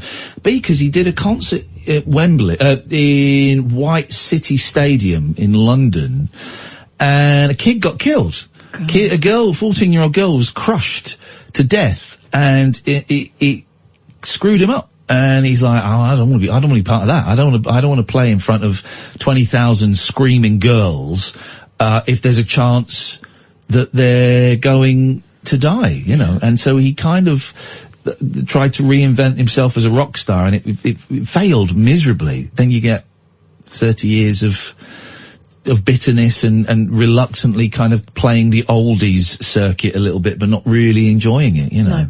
Fascinating man, absolutely fascinating. I wish we'd been able to interview him. I'm curious as to that whole dementia thing, whether that was actually a thing or whether that was alcohol that was driving that. Yeah, it was certainly his way of distancing himself. His dad was an alcoholic. His dad was a kind of famous actor. This is actually where a lot of the bitterness comes from. His dad was like a big TV star in the 50s, and I think he made some movies as well. A guy called Jack Cassidy. I think he made some movies. He's quite a big star. and he was an alcoholic, and he burnt to death. Oof. Yeah, burnt to death in a house fire, dropped a cigarette kind of scenario, and was really jealous of David's success in the early 70s. Suddenly, that thing, which I guess is difficult for men, fathers and sons, I don't know. He went from being this big, I think he had made a few movies in Broadway, and then was kind of ended up doing TV, and suddenly David Cassidy, his son from his first wife, became a bigger star than he did, and I think he got very bitter and started drinking very heavily as a result of that. And a lot of Cassidy's life is caught up in that weird thing of never resolving the issues with your dad, and always living in your dad's shadow. But also, it is fascinating. Shirley Jones, who played his mum in The Partridge Family, was his stepmom, became his stepmom, and I don't know. So it's a messed up. Okay, let's. What have you got for us, Boyle? You got anything exciting? You got anything left over? Yeah, this. I've got plenty, by the way. So go on. We've often, if you don't have a wonderful job like the one what we have got, sometimes you'll be driving to work and you think, do you know what? I could chuck this all in. Yeah. Tomorrow and start afresh. What would I do? Yeah. Chef ditches job to become dumpster diver and makes £16,000 in 6 months. Now, that's when you jump into bins for food? Uh-huh. Okay. A chef who quit her full-time job working in a busy kitchen to spend her days searching through people's old rubbish claims she's made £16,000 in 6 months. I don't believe that. Well, April Smith, 35, says she saved £3,250 on food bills. Well, hang on! She's saved. Yeah. Is that part of the 16,000? I suspect so. Well, then. Well, hang on. There we go. And has acquired beauty products and household goodies worth another £16,250. Right. By diving into giant supermarket dumpsters and turning other people's trash into treasure. Okay. Although she was nervous to give up work at first, she's now completely hooked, according to the Mirror, and gets withdrawals and anxiety if she skips a day in case she's missed any interesting goodies. She said, I'm lucky because I live close to a ton of stores, so I rarely drive more than 10 miles for a dive. At first I was really nervous, and then I gave it a go thinking, what's the worst thing that can happen? I was scared when I went out to do my first dive back in March, but I came home with £812 worth of beauty products which have been marked down for clearance but not sold, so the store just chucked them out. But what is she selling these things and making money? She must be. Let's have a look. She moved back in with her mum and dad after quitting her job, right? Okay, so she's not living a life of luxury. Okay. Drives her whole home in a big truck, but to protect her territory, she's secretive about precisely where she dives and when. Yeah. Here we go. Whereas some divers target IT stores where they rummage for high-end goods like iPads, iPhones, and even laptops. Yeah, good luck with that. No one gets laptops from sofa or duvet diving. You would think not.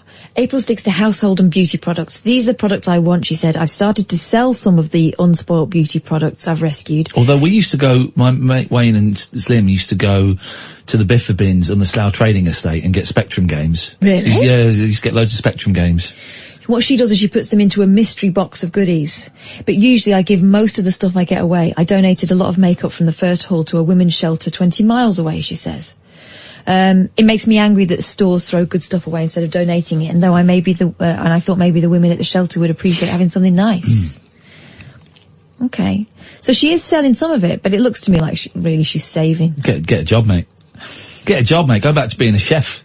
That's what I would do. I'm enjoying this tonight. This is fun. It's a full moon. It's Friday the 13th. Is a weird vibe in the world. So we thought we'd take calls straight to her. Don't swear, don't be libelous. Simple as that. We've got a 7-second delay. So if you say something that we don't like, we just dump it and it doesn't get heard on the radio. Bear that in mind. You can have some fun. 0344 499 1000. This is Talk Radio. The radio show where the owls are not what they seem. Do you or have you ever watched Twin Peaks? The Late Night Alternative with Iain Lee. We could be dreaming and meeting each other in our dreams. On Talk Radio. 0344 499 1000 is the phone number. Let's go to line 1. Line 1, you're on the wireless. Hello, Ian. Hello, Cap. Up your bum. Up your bum! They've been waiting for 20 minutes to get on. Bless his heart. Let's go to line 2. Let's go to line 2. Let's go to line 2. Good evening, line 2. You're on the wireless. All right, Ian, Kath, how's it going? Very, very well, thank you. Good stuff. Glad to hear it. Yeah, God, I've written down so many things I want to talk about, but obviously you won't give me the time to do that because you'll cut me off. I know that. Well, hang on, take it a bit. Where are we coming in with the negativity? The phone call's just started. Come on, sit down. Take your shoes off, sit down, let's have a cup of coffee. Come on, man. No, I've literally picked up the phone this very second and got straight through, so I have to say I'm so pleased. And it's good to talk to you guys. Oh my God, where do I start? Andrew earlier, that guy that phoned you up and gave you grief, what a dick. Yes.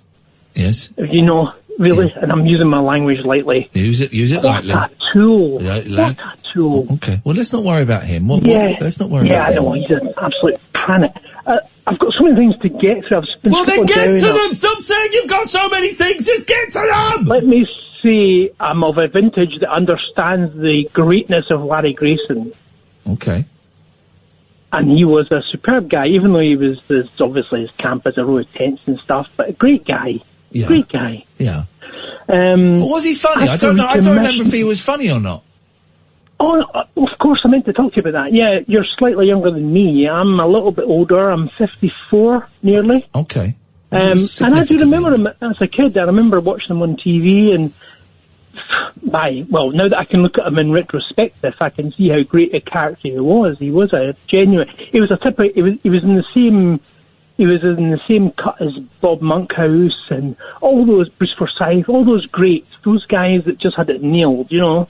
Yeah. He was one of those guys. Okay. He was old school national entertainer. Legend. Absolutely, yeah. And I have to say, I felt inclined to call because, first of all, we're straight to air, and it is a full moon, and you know I do appreciate a full moon. So, and I'm watching on Periscope as it goes, although I shouldn't really say that. But you know, I'm appreciating the live imagery. It's interesting to see your reactions in near enough real time. But I would say, as far as recommissioning the show goes, if Talk Radio drop music... Here we go. Thank you very much indeed. I mean...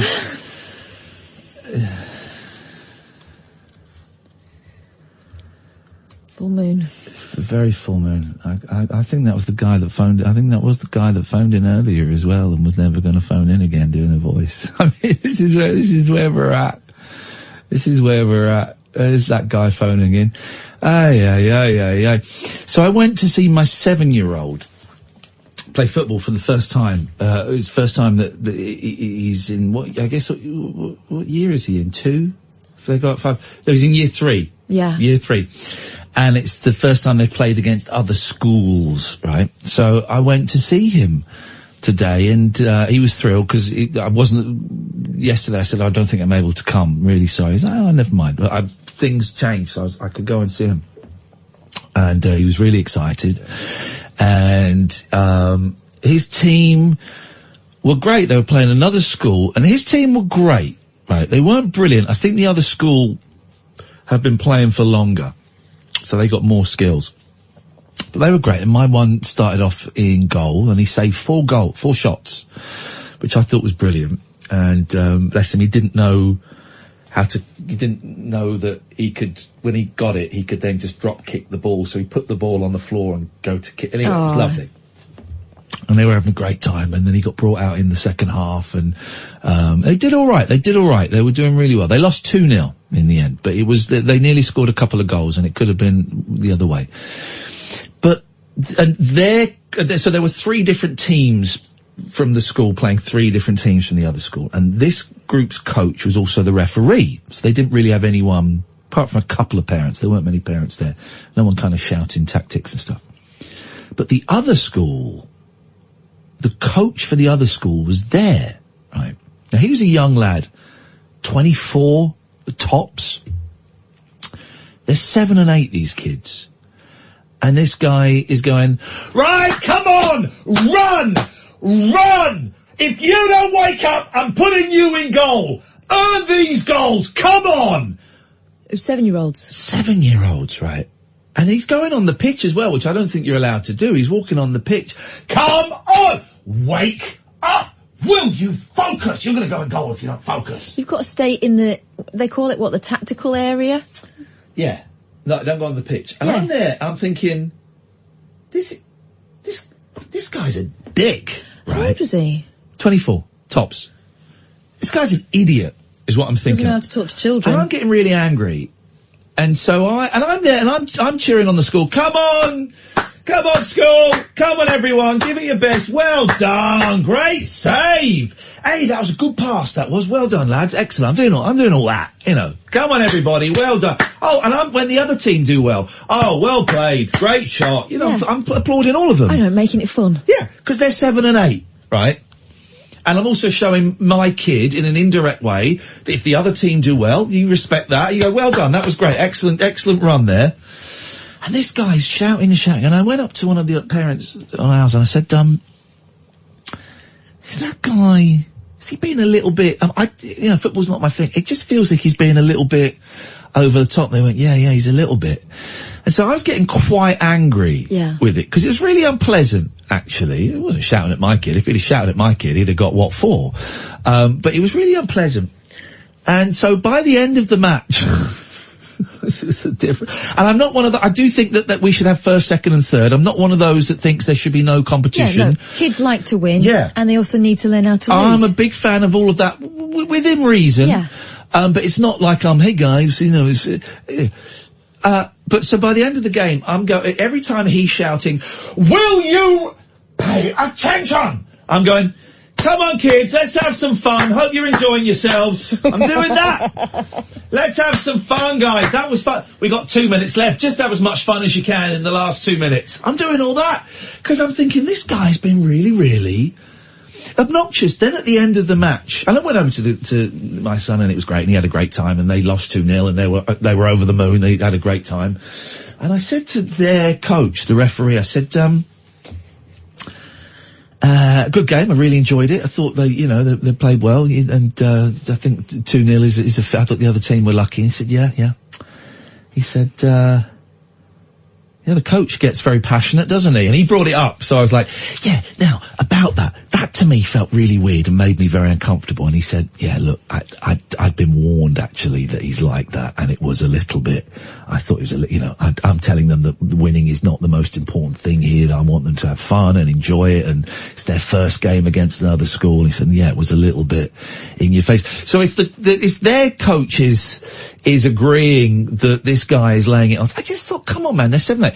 All right, listen, if they're 12, 13, 14 and it's a cup match, it's like a cup match, then I get I still think the technique and the tone was way over the top and was wrong and was way too aggressive. But I get the encouragement, and if you're trying to, I get it. But he was shouting them like they were 22-year-old dockers or something. I thought it was really, the tone was really, really wrong. The thing is as well that moment could put a kid off sport forever. Yeah. You're thinking, do you know what? I'm not even that bothered about this, so I'm gonna bow out. Also, shaming a kid by saying, you carry on like that, I'm gonna put you in goal. Yeah. What about the goalkeeper? He's really proud to play in goal for his school. But here's the thing, right? And this is a chemical thing. This is a testosterone thing over which I have no control, right? He kept doing it. And I'm thinking, if he comes near me and does that, I'm going to punch the twit. Now, of course I'm not going. I've never punched anyone in my life. But your hackles were up. Certainly not going to punch someone at a school event. Imagine. But don't be aggressive. But that's where the testosterone took me. This thing rose up in me. If he comes near me and does that, I'm going to punch the twit. Well, it's because funny. Aren't hormones funny? Well, you were feeling protective towards the kids. Yeah. I thought it was really inappropriate, unpleasant. Also, can I say something? Yeah. It's precisely the kind of bloke that you do not get on with. Really? Yeah. What makes you say that? Jamie Vardy. Who's your team? Who's your team? Who's your team? Jamie Lomas, not Jamie Vardy. What do you mean you don't like sport? Yeah. That guy. He's that guy. Yeah, he was. It was really. I will come across him again at some point, and there may be an opportunity to go, mate, They're 7. They're 7. I mean, come on, man. What? And a load of people, Jamie's just told me on Twitter, and a load of people, I tweeted it. I was wondering whether I should tweet it or not, but I did. I was vague enough that I didn't draw attention to anyone. But a load of people went, yeah, that happens, unfortunately, at school, kids football, and that's why my kid doesn't like going to football anymore. Exactly. There was someone tweeted me a really good sign that was put up at a kids football match that said something like, this isn't the World Cup, they're not professionals, they're under 10, they're having a laugh, just calm down. It was something like that. Yeah. And it was so beautifully worded. But yeah, football is not my thing. My kids enjoy it. They enjoy playing at school, but they're not in clubs outside of school. And I was really taken aback by it. Hadn't seen it with my eldest son, actually. I've been to a lot of his football matches for the last couple of years. I hadn't seen it there. Actually, I've seen a couple of mums and dads be like that. And you just think... But it's people forgetting who's actually playing the game, isn't it? Yeah. So you're frustrated that they're not doing what you would do. But you playing would look a bit weird. Yeah. Being, in your 40s. And, yeah. I mean, just chill out, let them play. Just chill out, guys. It's just people. It's just people. I need to sort out my keys because, I'm really trying to, hang on a minute. I know exactly what's coming. I don't know where I put it. Where I put it somewhere. Kath, where did I put doorbells? No. Tell us about your stringy uvula. Grandad, if I'm good, will you let me have a dance on Coal Bunker? Not unless you do the right steps.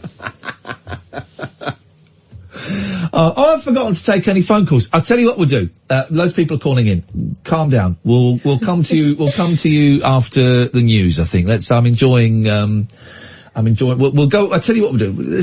I'm enjoying it being a little bit slower at the moment, if you don't mind. So after the news, we'll take calls straight to us. So everyone who's got who's called in, put your phones down, and we'll get to you after the news, and we'll go for the last half hour. We're going to go like Billy-O. And we're going to whip everybody into a wild frenzy, and we'll go nuts.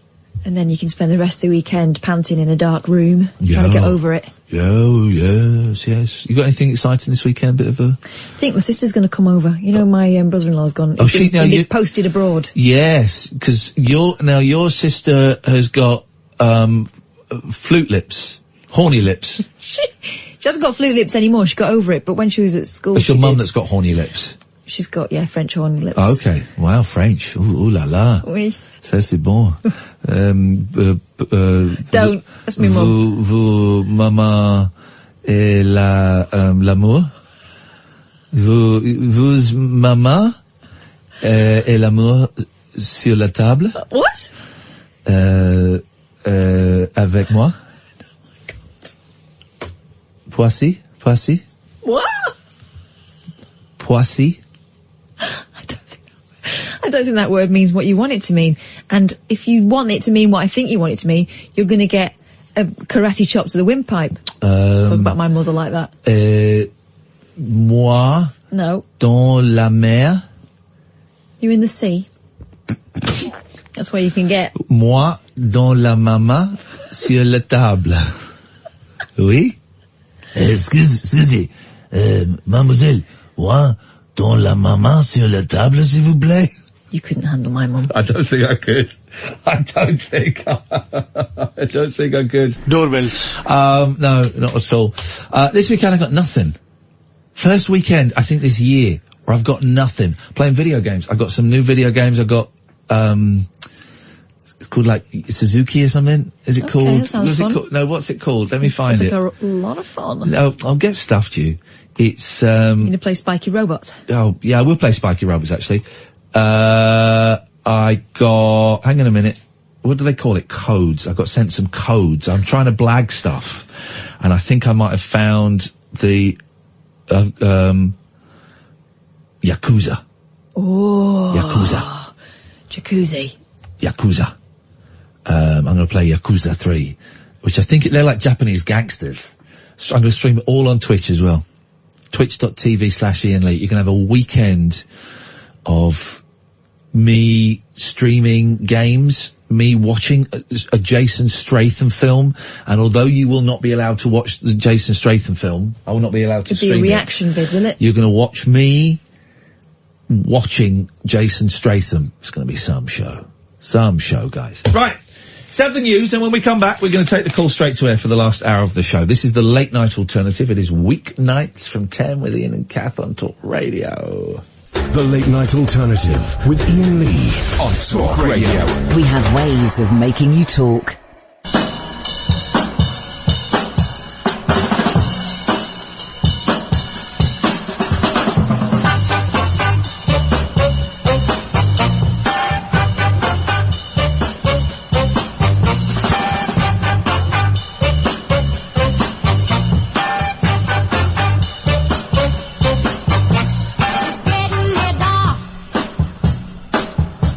But night grows tired. I'll soon be with you, my love, and give you my dose of pride. I'll be with you, darling, soon. I'll be with you when the stars start falling.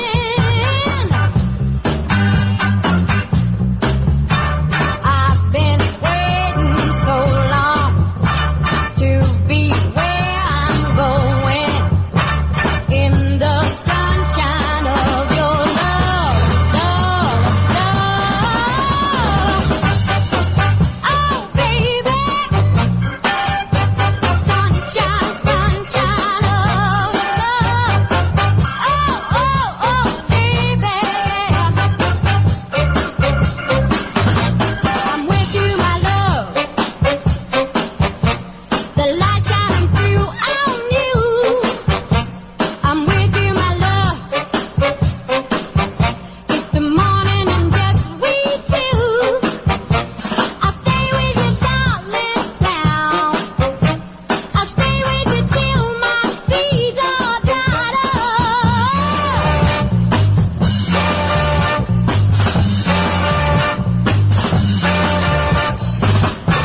I've been waiting so long to be where I'm going, in the sunshine of your love, love,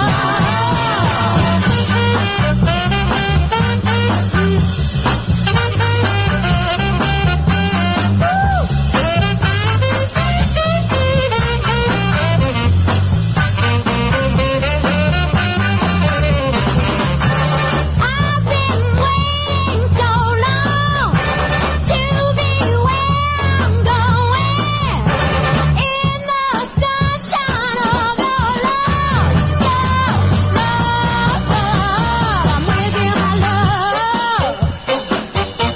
The light shining through on you. I'm with you, my love. It's the morning and just we two. I'll stay with you, darling, now. I'll stay with you till my feet are dried up. Oh,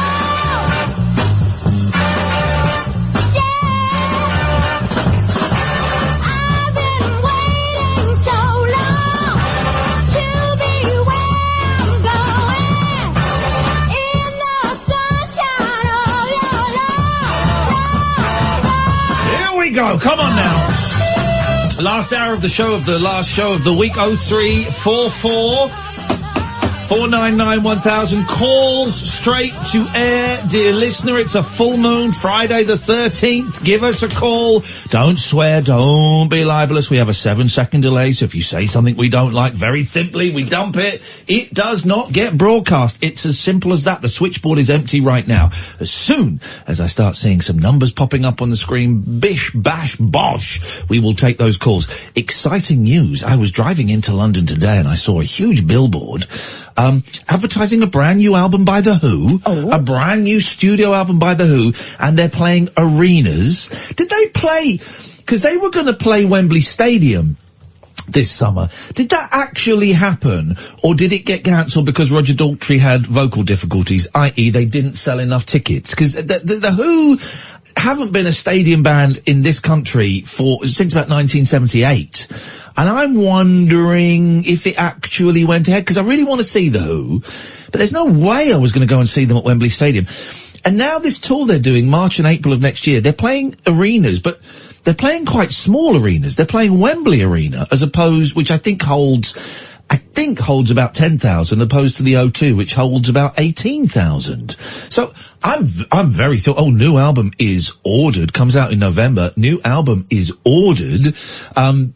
Boy, oh boy, I never thought I'd get to see the Who again. Yes, I've introduced the Who live on stage. Yes, I've seen the Who a few times. But I'm going to go and see the Who, and it is going to be awesomeness. But he's a paedophile. No, he's not a paedophile. Shut your face. What about that book? Did that book ever come out? Yeah. About 8 years ago. It's a really good read. I thoroughly recommend it. That book, he's researching that book. Did it ever come out? Yeah, it's great. It's a really good book. I might read it again, because it's a great book. Who I Am. Such a good book. They're such a good band, though. That's what we need. We need more Who in our lives. Everybody needs more Who in their lives. It's very, very excited. Very excited. Will they smash the things up at the end? No, mate. You don't do that anymore? I don't do that anymore. Mm. They don't do that anymore. That's not their scene, man. Will they fire rockets out of their guitars like Kiss? That's Kiss you're thinking of. Yeah. That's Kiss. The Who are a real band. Here's the thing, right? The Who are a real band. They don't need gimmicks. They don't need gimmicks to sell their music. They play rock and roll like a real rock and roll band. Isn't that right, Line 2? Sorry? You're right, Ian. Good evening. Good evening, Line 2. Yeah, well, what I'm going to say is, what do you tell Heckler today? Did you like him, mate, or what? I didn't hear the Boris Johnson heckler. I didn't really hear what he said. I don't think the general consensus is he wasn't very good. Oh, I liked him. I thought he was brilliant. Well, what did he say? I'll tell you what I don't like. I'll tell you what I didn't like. These, you know, when they do news outside Houses of Parliament. Yes. They drown out the newscasters. Have you heard them? Who? What? Hang on. You like hecklers when there's one of them, but not when there's lots of them. Correct. Yes, that's right. I like it. I love it when someone breaks onto the news report, wherever it is, and takes over. I like that. I think that's a great, as long as they're not violent, as long as they're not using foul language, I like that. I think it's a great British thing to do. Yeah, but it drowns out the news. It spoils news, doesn't it? Tough. I tell you what spoils the news. I tell you what spoils the news, Bill. It's the news. The actual content of the news spoils the news. Brexit. I bet you're fed up with hearing about it. Yes, I am. That's why we don't do Brexit on this show. Do right, mate.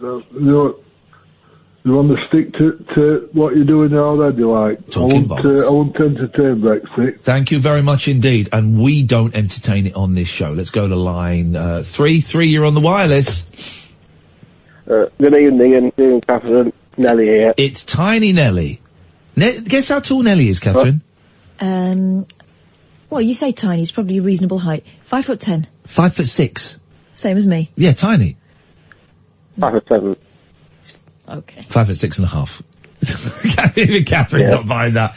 Nelly, I don't mean to size shame you. I would never knowingly do that. So if I did do it, it was unknowingly, which is okay. I would unknowingly do it. I wouldn't knowingly do it. Like John Lewis, I am never knowingly size shamist. What can we do for you this evening, Nelly? Well, I'm not ashamed. That's number one. Okay. Nor should you be.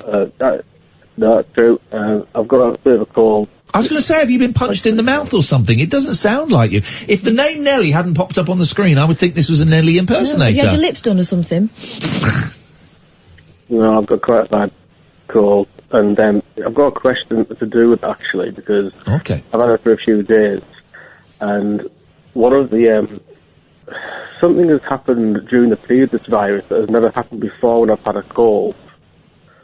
And I just want to run it by you to see if it's happened to you. Okay. Ian. Yes. I think my penis has shrunk. Oh. What do you mean you think your penis is shrunk? Have you not kept? Do you not keep nightly logs? Well, it has in this period of virus. Have you not got an app on your phone, dick measure app? I've got one. It's like you connect it to your Fitbit, and your Fitbit measures Fitbit's on your wrist, and it measures the stroke, and it tells you, it logs how long the peni are. No. Nightly.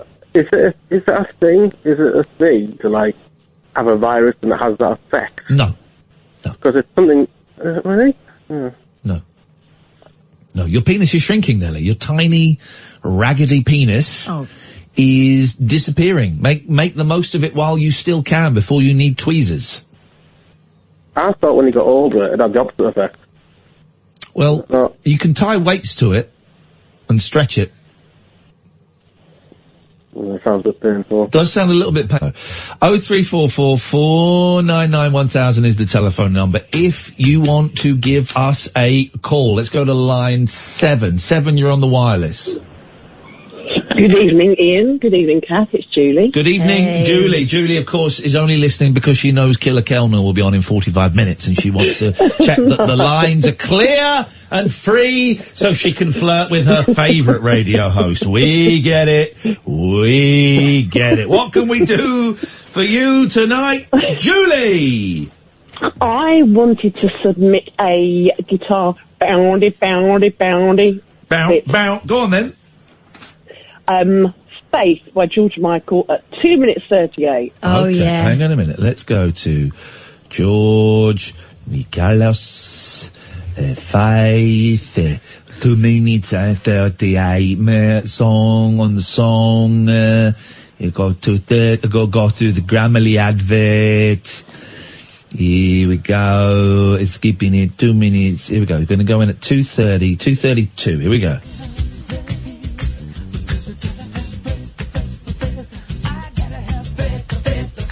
Oh. Nope.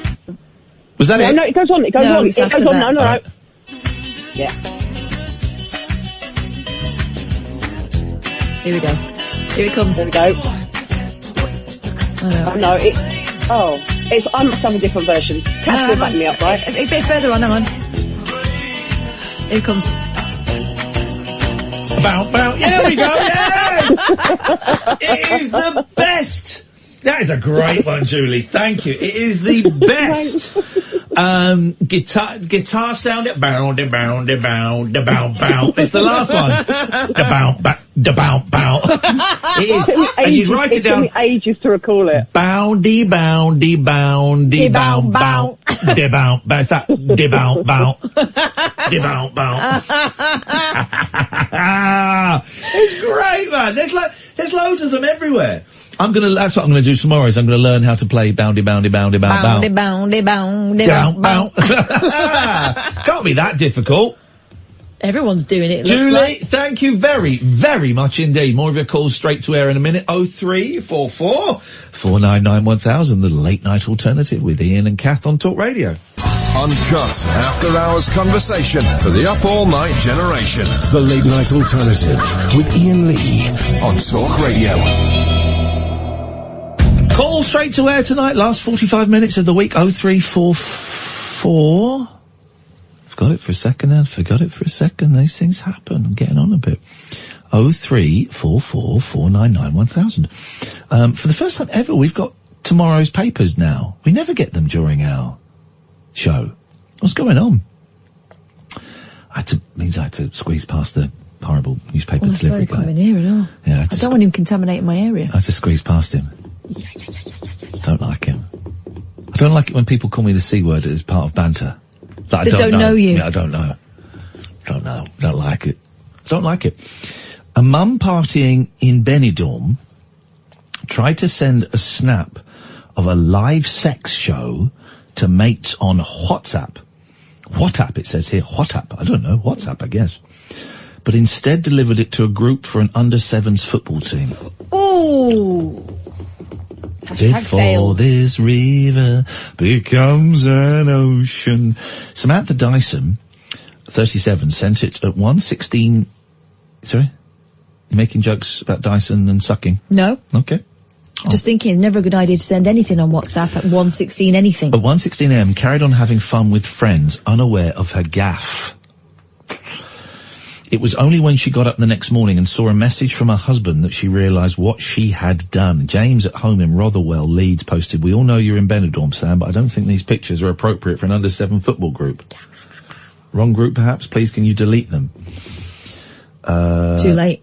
Horrified Samantha replied, "I'm so sorry, everybody. Obviously the wrong group. I have deleted the pictures, but you will probably need to do it as well." Horrified, 03444991000, by the way. However, another member of the group took a screenshot first, and it went viral on social media. According to her LinkedIn page, Samantha works in a global procurement for a cosmetics firm. Oh, come on, now we're hunting her down. Let her be. A source said she was mortified when she realised what had happened. Anyone who gets up after a heavy night out in Benidorm might be apprehensive about what happened the night before, and her fears were realised when she saw the message asking her to delete the photos. God. She deleted them straight away, but not before someone else in the group took a screenshot. Sam has 2 young boys herself, so she couldn't be more embarrassed.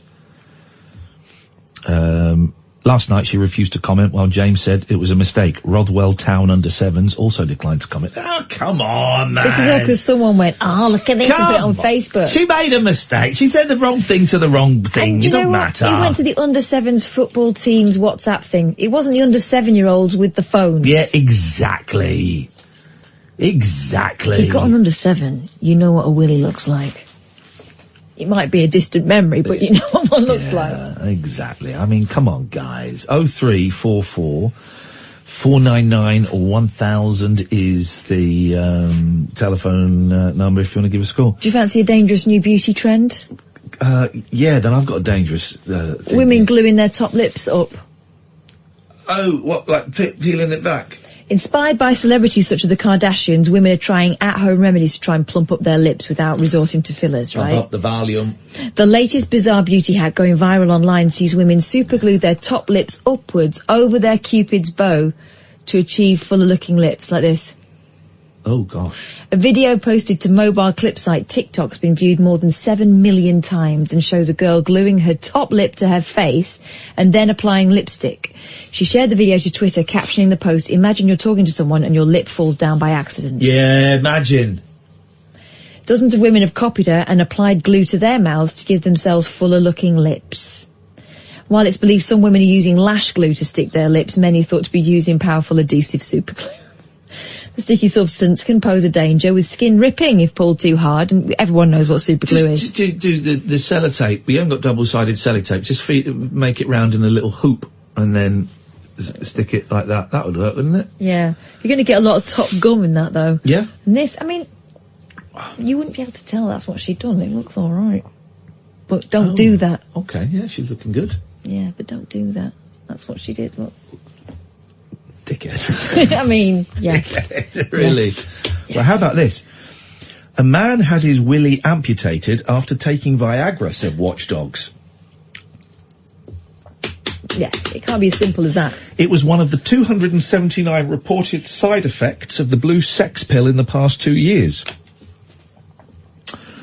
Dozens of men suffered priapism, painful and persistent erections, while Peyronie's disease, yeah, left at least 2 more with a banana-shaped todger. Yeah, or penis. We call them a penis. Puts a curve on it. If you liked it then, you should have put a curve on it. The Medicines and Healthcare Products Regulatory Agency recorded 28 deaths linked to Viagra, or its generic version, sildenafil. 10 men thought it may have triggered heart problems, while two said it led to a blocked nose. A further 10 said they suffered blurred vision. Stop. The blocked nose, is that because it inflames your, Well, we talked about this. Your nose is similar to your penis. It's the same tissue as your penis. So what Viagra does is it sends... engorges. Yeah, it sends blood to the extremities. So you can get tingly fingers, You get a hard dick and you get a blocked up nose because the skin swell up in the nose.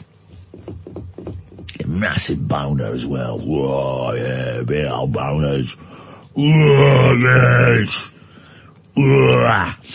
Around 3.5 million prescriptions for the drug are handed out annually, while many more men buy it over the counter for about £4. It's also given to patients with blood pressure problems. There you go. I've used Viagra. And yeah, it blocks your nose up. Apparently you're supposed to put it in your mouth and take it. Hey, that's not bad! That is not bad. I tell you what, I'm disappointed with the lack of calls. So what we're going to do is we're going to sit. Okay, we're doing straight to air, for crying out loud, guys. This is a gift from us to you. And my switchboard is empty. Right? My switchboard is empty at this precise second in time. So, with your permission, dear listener, I've got loads to talk about. We've got tomorrow's papers today.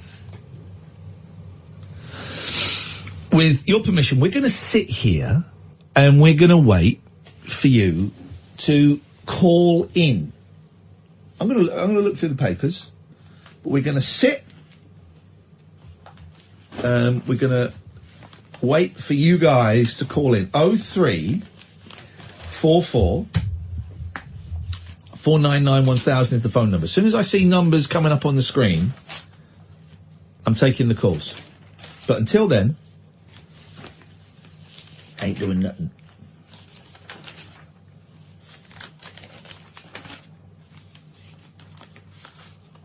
Oh 0344 499 1000.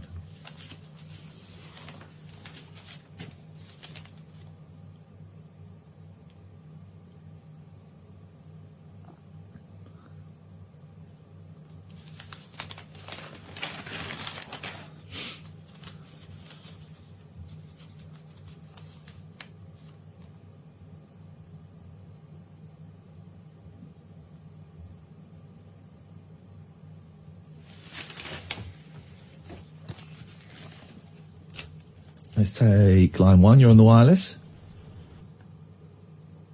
Hello, line 1. Oh, okay. That was a call not. Let's try line 2. 2, you're on the wireless. Hello, we can't. Hello. Blocked. Sorry, we didn't hear any of that. My nose is blocked. I'm so blocked. Okay, is this the Michael Jackson guy again? It is. And I'm so blocked. Sorry? I'm blocked. I'm so blocked. Right, so this is the guy that phoned up and said you were never going to listen again? No, not at all. I'm listening all the time. But I have to say, in reply to your offering, I am so blocked. Okay. Guys, anyone? Okay. Line 3, you're on the wireless. Hi, it's Damo. It's what? It's Damo. Right, who's Damo? Well, Damien Coe. I can't hear what you're saying. Could you come off speakerphone? Sorry, no, I've got you on speakerphone. Okay, well, could you speak into the phone then, so maybe we could understand what you're saying? I don't know if that's possible? Sorry, is that better? That's better, yes, sir. Okay. I just wanted to allude you to a really warm story about a mouse.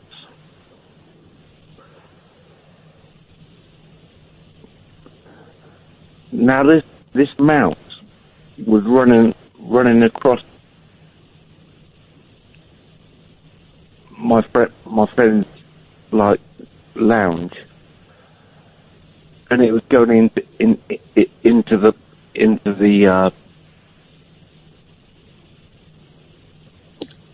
the sofa. So she's taken the sofa apart, only to find nine baby mice, like little tiny little mice. You know what I mean? Like 2 inches. So she's taken them to the hospital. We've got The thankfully. hospital. Yeah, it's called St. Kiddywinkles. Oh, I know Tiggy. I know Tiggy Winkles. I know Tiggy Winkles. I'm a patron there. Yeah, it's a wonderful place. Tiggy Winkles is one of the best places in the world. Yeah, my mate Colin runs the. I know Colin. Yeah. Colin's my mate. What are you talking about? Does he keep talking to you about Tony Hadley? Yes. All the time. Tony lives just up the road as well. I know Colin. I know Tiggy Winkles.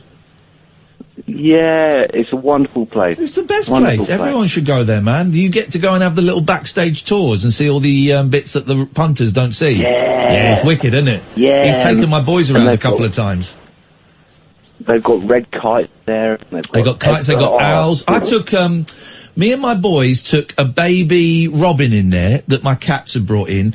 And the reason I know Tiggy Winkles is because I found, 2 o'clock in the morning on the way home, I found a deer in the middle of the road that was alive.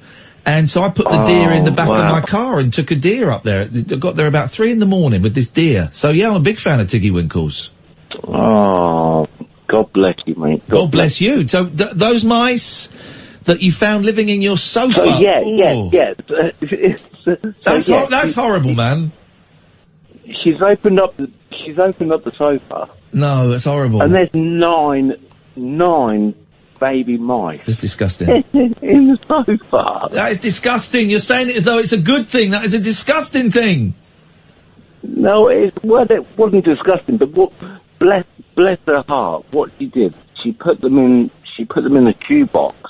Yes. And she took them to St. Kiddywinkles. Yeah.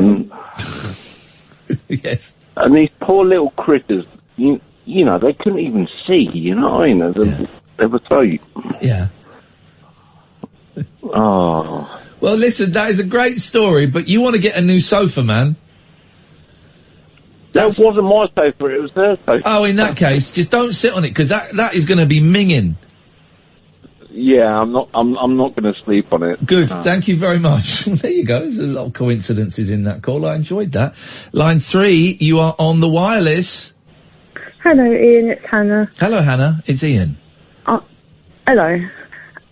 I was wondering if you could prescribe me some kneeling prescription, please, for some tickles. We're not allowed to do it, man. We had our... I wasn't going to talk about this on air, but all right. We have had our tickle license rebuked and revoked. No. Because someone complained, and it was decided that we were handing out tickles willy-nilly. We also weren't wearing rubber gloves. Yeah. Oh, you don't have to wear rubber gloves with me. All right then. 0344 499 1000. This is Talk Radio. Experience the unconventional, Evening, boss. the unpredictable, and the completely unorthodox. Exactly. With rule-free Iain Lee. The Late Night Alternative with Iain Lee. I've got no internet for the last 4 days. On Talk Radio. 0344 499 1000. I enjoyed that little run there, but I honestly don't think that you are, you're pulling your weight tonight, dear listener. So we're going to sit again and wait. It was a nice little burst. I enjoyed that story about the mice. I found it disgusting. Yeah. It's horrible. Because they don't stop weeing, do they, mice? Incontinent. Incontinent. Mice and rats are incontinent. So we're going to wait for another call. It's quiet on the phones. And it shouldn't be. 0344 499 1000.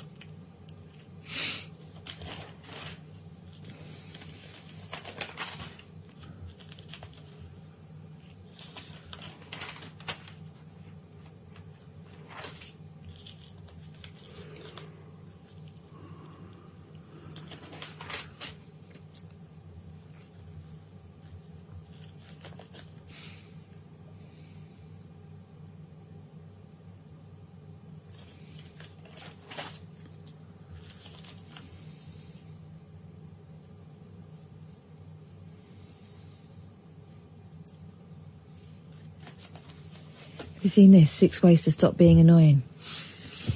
Why are you telling me? So you saying I'm annoying? Get stuffed. Get stuffed. I'm not annoying. Not you, just... Oh, the listeners? Some. Some of them. Yeah. Tell us what they are when we've had a call.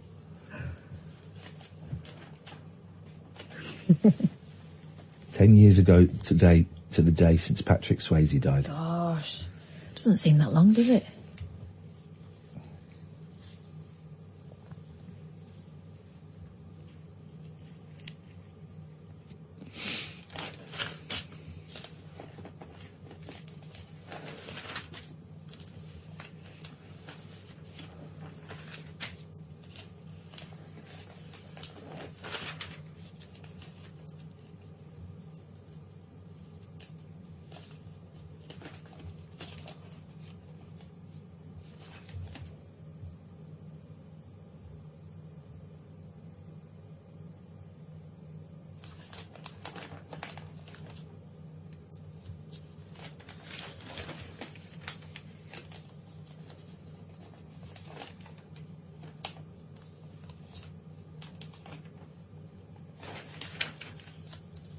And if no one calls in, I'm totally cool with that because, well, 1 o'clock Martin comes in, right, and does his thing. So that is absolutely fine.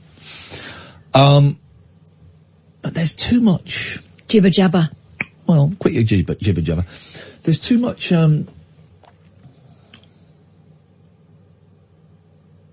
just too much stuff out there. Do you know what I mean? There's too much stuff. It's like, too many podcasts, too many shows, there's too many opinions, there's too many thoughts, there's too many words, there's too many conversations, there's too many songs, there's too many albums, there's too many movies, there's too much.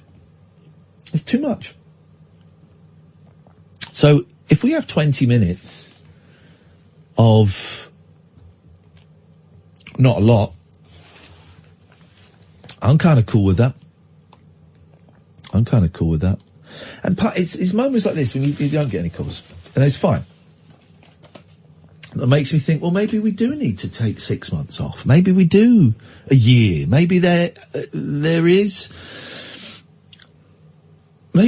no space for an alternative. Because if I were to switch the thing now and do Brexit thing, we'd get 5-6 phone calls by the end of the night. Because everyone knows what their script is for that. Yeah. We'd get 5 or 6 phone calls before 1 o'clock. Easy. Yeah. Even if we started doing it, towards the end of the show. Because it's something, the antenna just kind of ding, someone's asking for an opinion on a thing I have no sway over and don't actually care about, but I'm told I care about. But maybe this... And listen, I'm not saying I'm just kicking ideas around. That's what we do on this show. We're allowed to kick ideas around. Maybe this kind of, free-form, late-night, psychedelic thing is a bit 2016 and is not very 2019. Maybe it doesn't fit in to 2019. I don't know. I have been thinking for a while the show needs a bit of a... shift of some kind. I don't know. Just thinking out loud.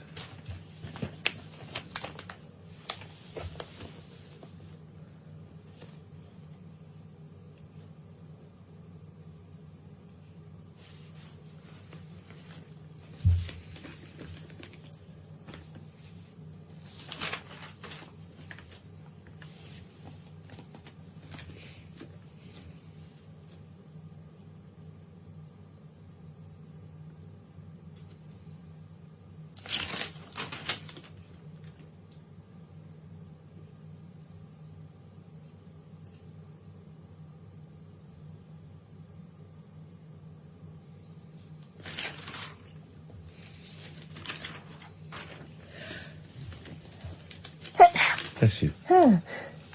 Another one. This is funny. This is in Problems in the Star. Oh, yes. I can't stand the way my lover phones his wife straight after having sex with me. Oh, my God. I would suggest that relationship is Possibly isn't what you think it is. It possibly isn't. You said posantly. Possibly. You said posantly. Well, posantly isn't.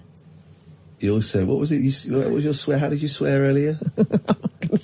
I said waka waka. No, you didn't. I did. He feeds her a pack of lies about where he is. Oh, so he's still married to her then? Yeah. Right. And then to top it off, tells her he loves her. Oof, that's Jeff, innit? But you know he's married. Is this all about salvaging his conscience? He says, if I don't like listening... This is made up. He says, if I don't like listening in, then I can make him a fry-up. No. I don't believe No.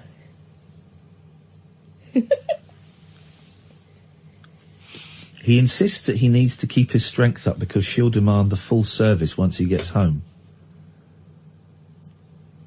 Then he showers and leaves. Why does this man deliberately go out of his way to hurt me? Well, I mean, if this were real, you'd be saying, how many more signs do you want that he's not into, not that into you?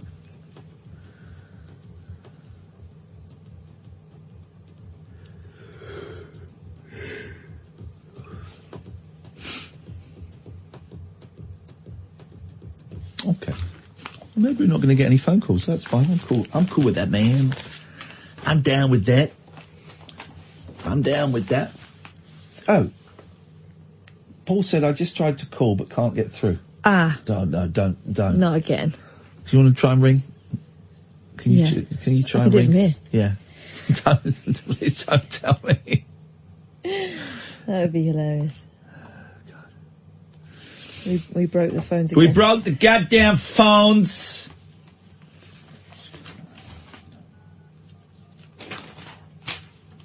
Oh, 3444991,000. Paul may be a liar. Paul may be a... Let's see. I suspect Paul. I suspect Paul's a liar. Really? Advertised at your provider's national rate. Your call will be answered shortly. Thank you for holding. This service is currently busy. Please try later. Does your phone end? It doesn't end 163, does it? No. Shit the bed. We're doing a phone in and the phones aren't working. Nezzo's thinking it's We got one. Try again. Hello, line one. You're on the wireless. Hello, Ian. You all right? I'm not, because I'm doing a phone in straight to air, and then we just find out the phones aren't working. Can we fault log it, please? Sorry? It's worked for me. Well, I know it's worked for you, but it's not...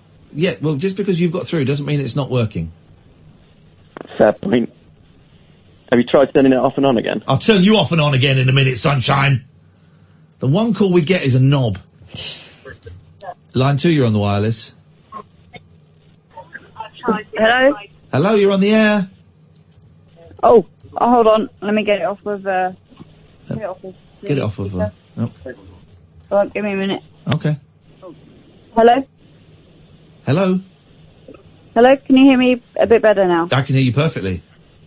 Excellent. It's Michelle from Michelle and Jake with baby Alan. Hey! How are you doing?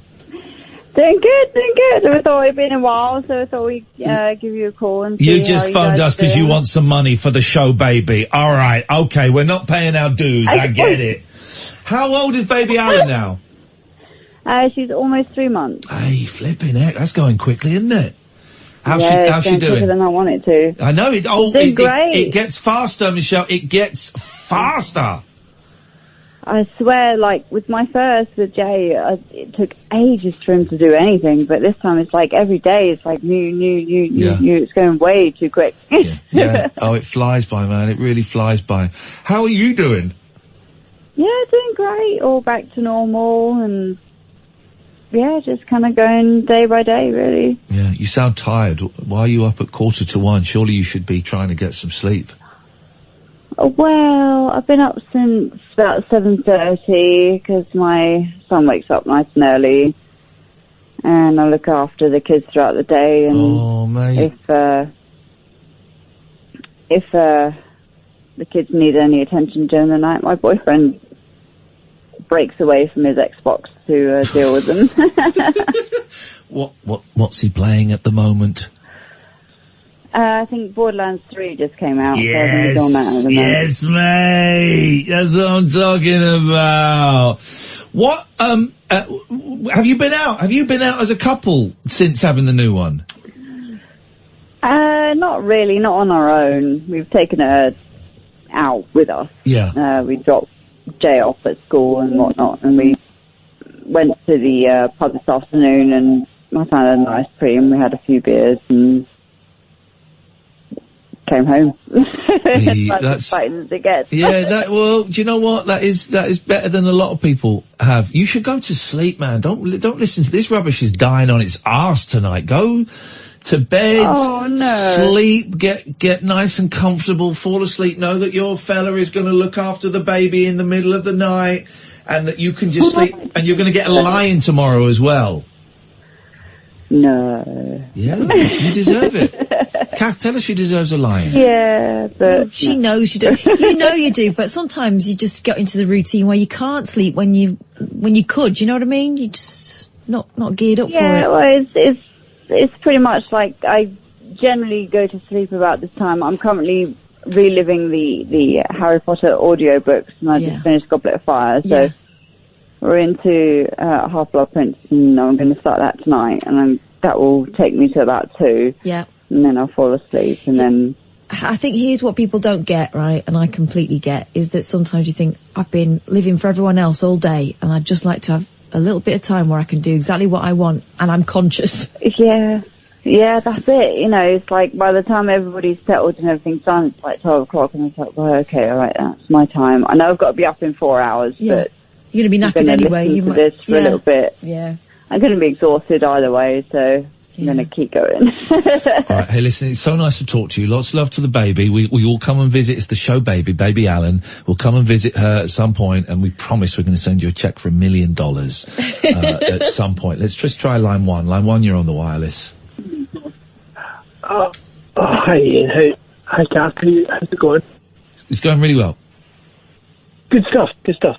I was just listening to that girl before, and she was talking about the presence of being in the moment and stuff and all that. God knows I'm talking pish again.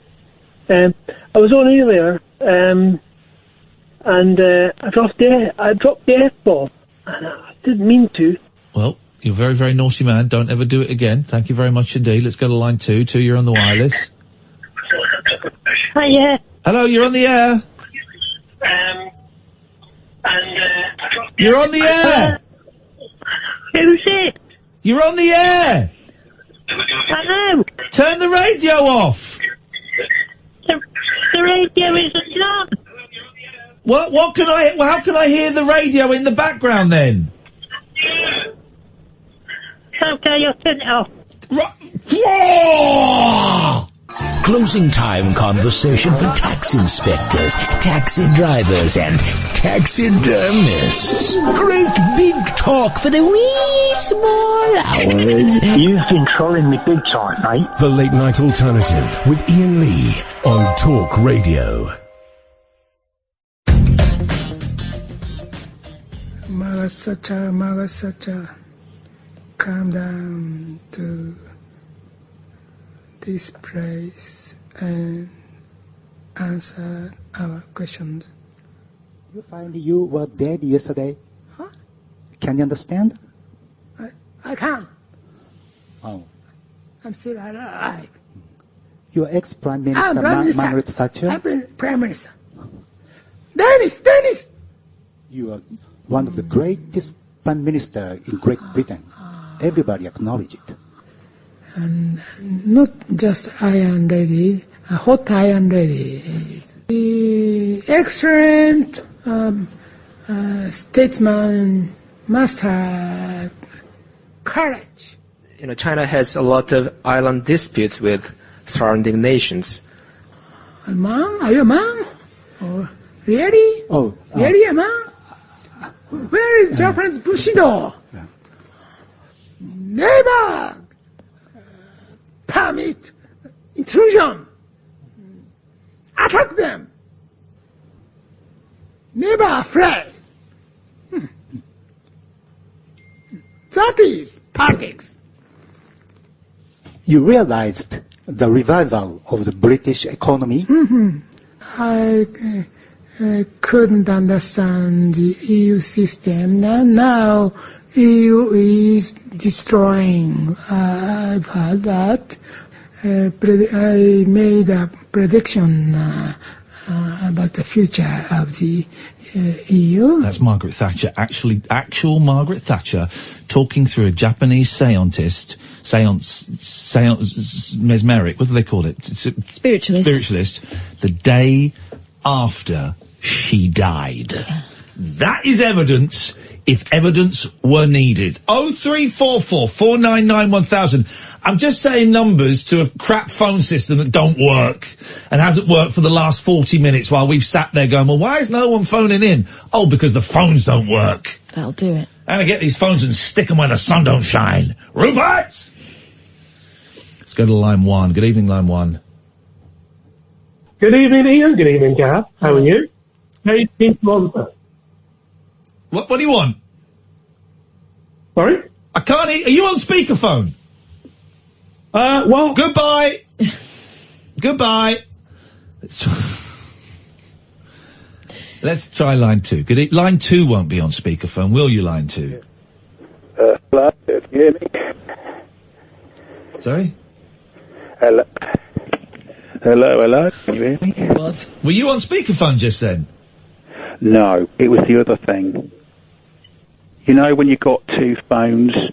Oh, a drug dealer. I just switched phones, you get a better sound. Okay, well, what can we do for you, two-phone Tim? Well, Ian, I just wanted to say hi, because... Hi, nice to meet you. Thanks very much indeed. If that's all you wanted to say, we'll move on, because the phones are working now. Line 3, you're on the wireless. Hello. That wasn't in the paper. I can't hear what you're saying. Slow down. What? The woman in the paper should think herself lucky she didn't send that text message to her work. She'd have ended up with a written warning for that. Well, it's the HR department calling in. Thanks. Hello, line 5, you're on the wireless.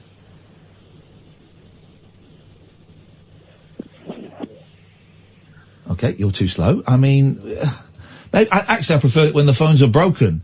Let's go to line 6. 6, you're on the wireless.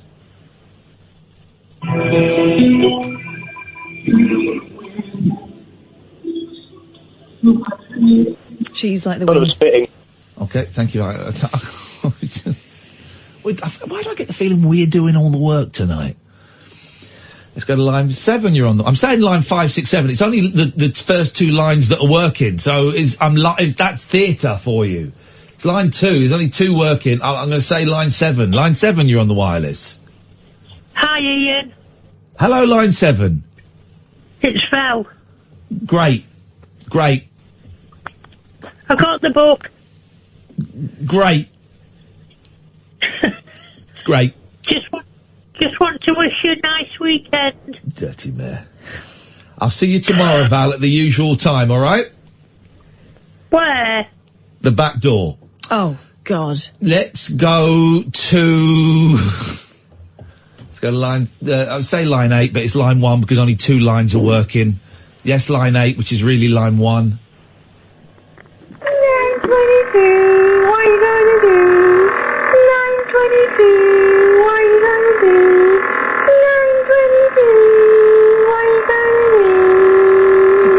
Go to bed. Okay, let's go to... There's only 2 lines. There's line 2. Hello, line 2. If engineers, if you're listening, there's only 2 lines working. We're a phone-in show and we take phone calls, and the phones haven't been working for the last hour. But we've got 2 working for the last 5 minutes, so that's all right. Hello, line 2. You're on the wireless.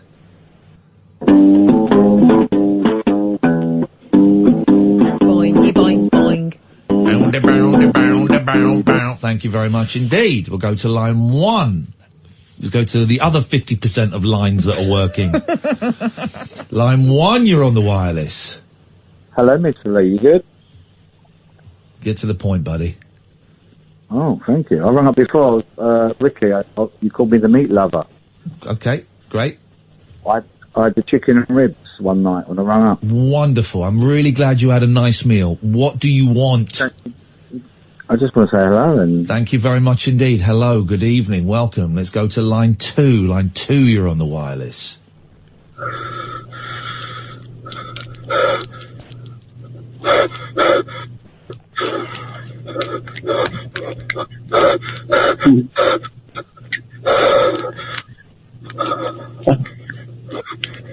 Paul, just accept the fact they've moved you to talk sport. Come on, man. Be grown up about it.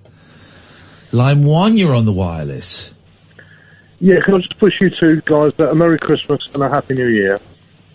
Thank you. I don't accept it. Line 2, you're on the wireless. Wonderful. I don't hear a word that's saying, only the echoes of my mind. And I will let you leave myself behind. What song is that? Everybody's talking.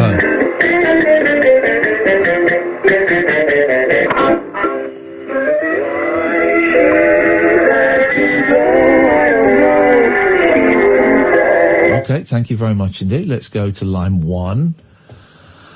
Line 1, you're on the wireless. Ain't this game over yet? Line 1, you're on the wireless. Get stuff. That's my job. No. How dare you? It's my job. And that, my friends, is your full moon roundup. Friday the 13th style. I enjoyed it. I just wish... come in, Martin.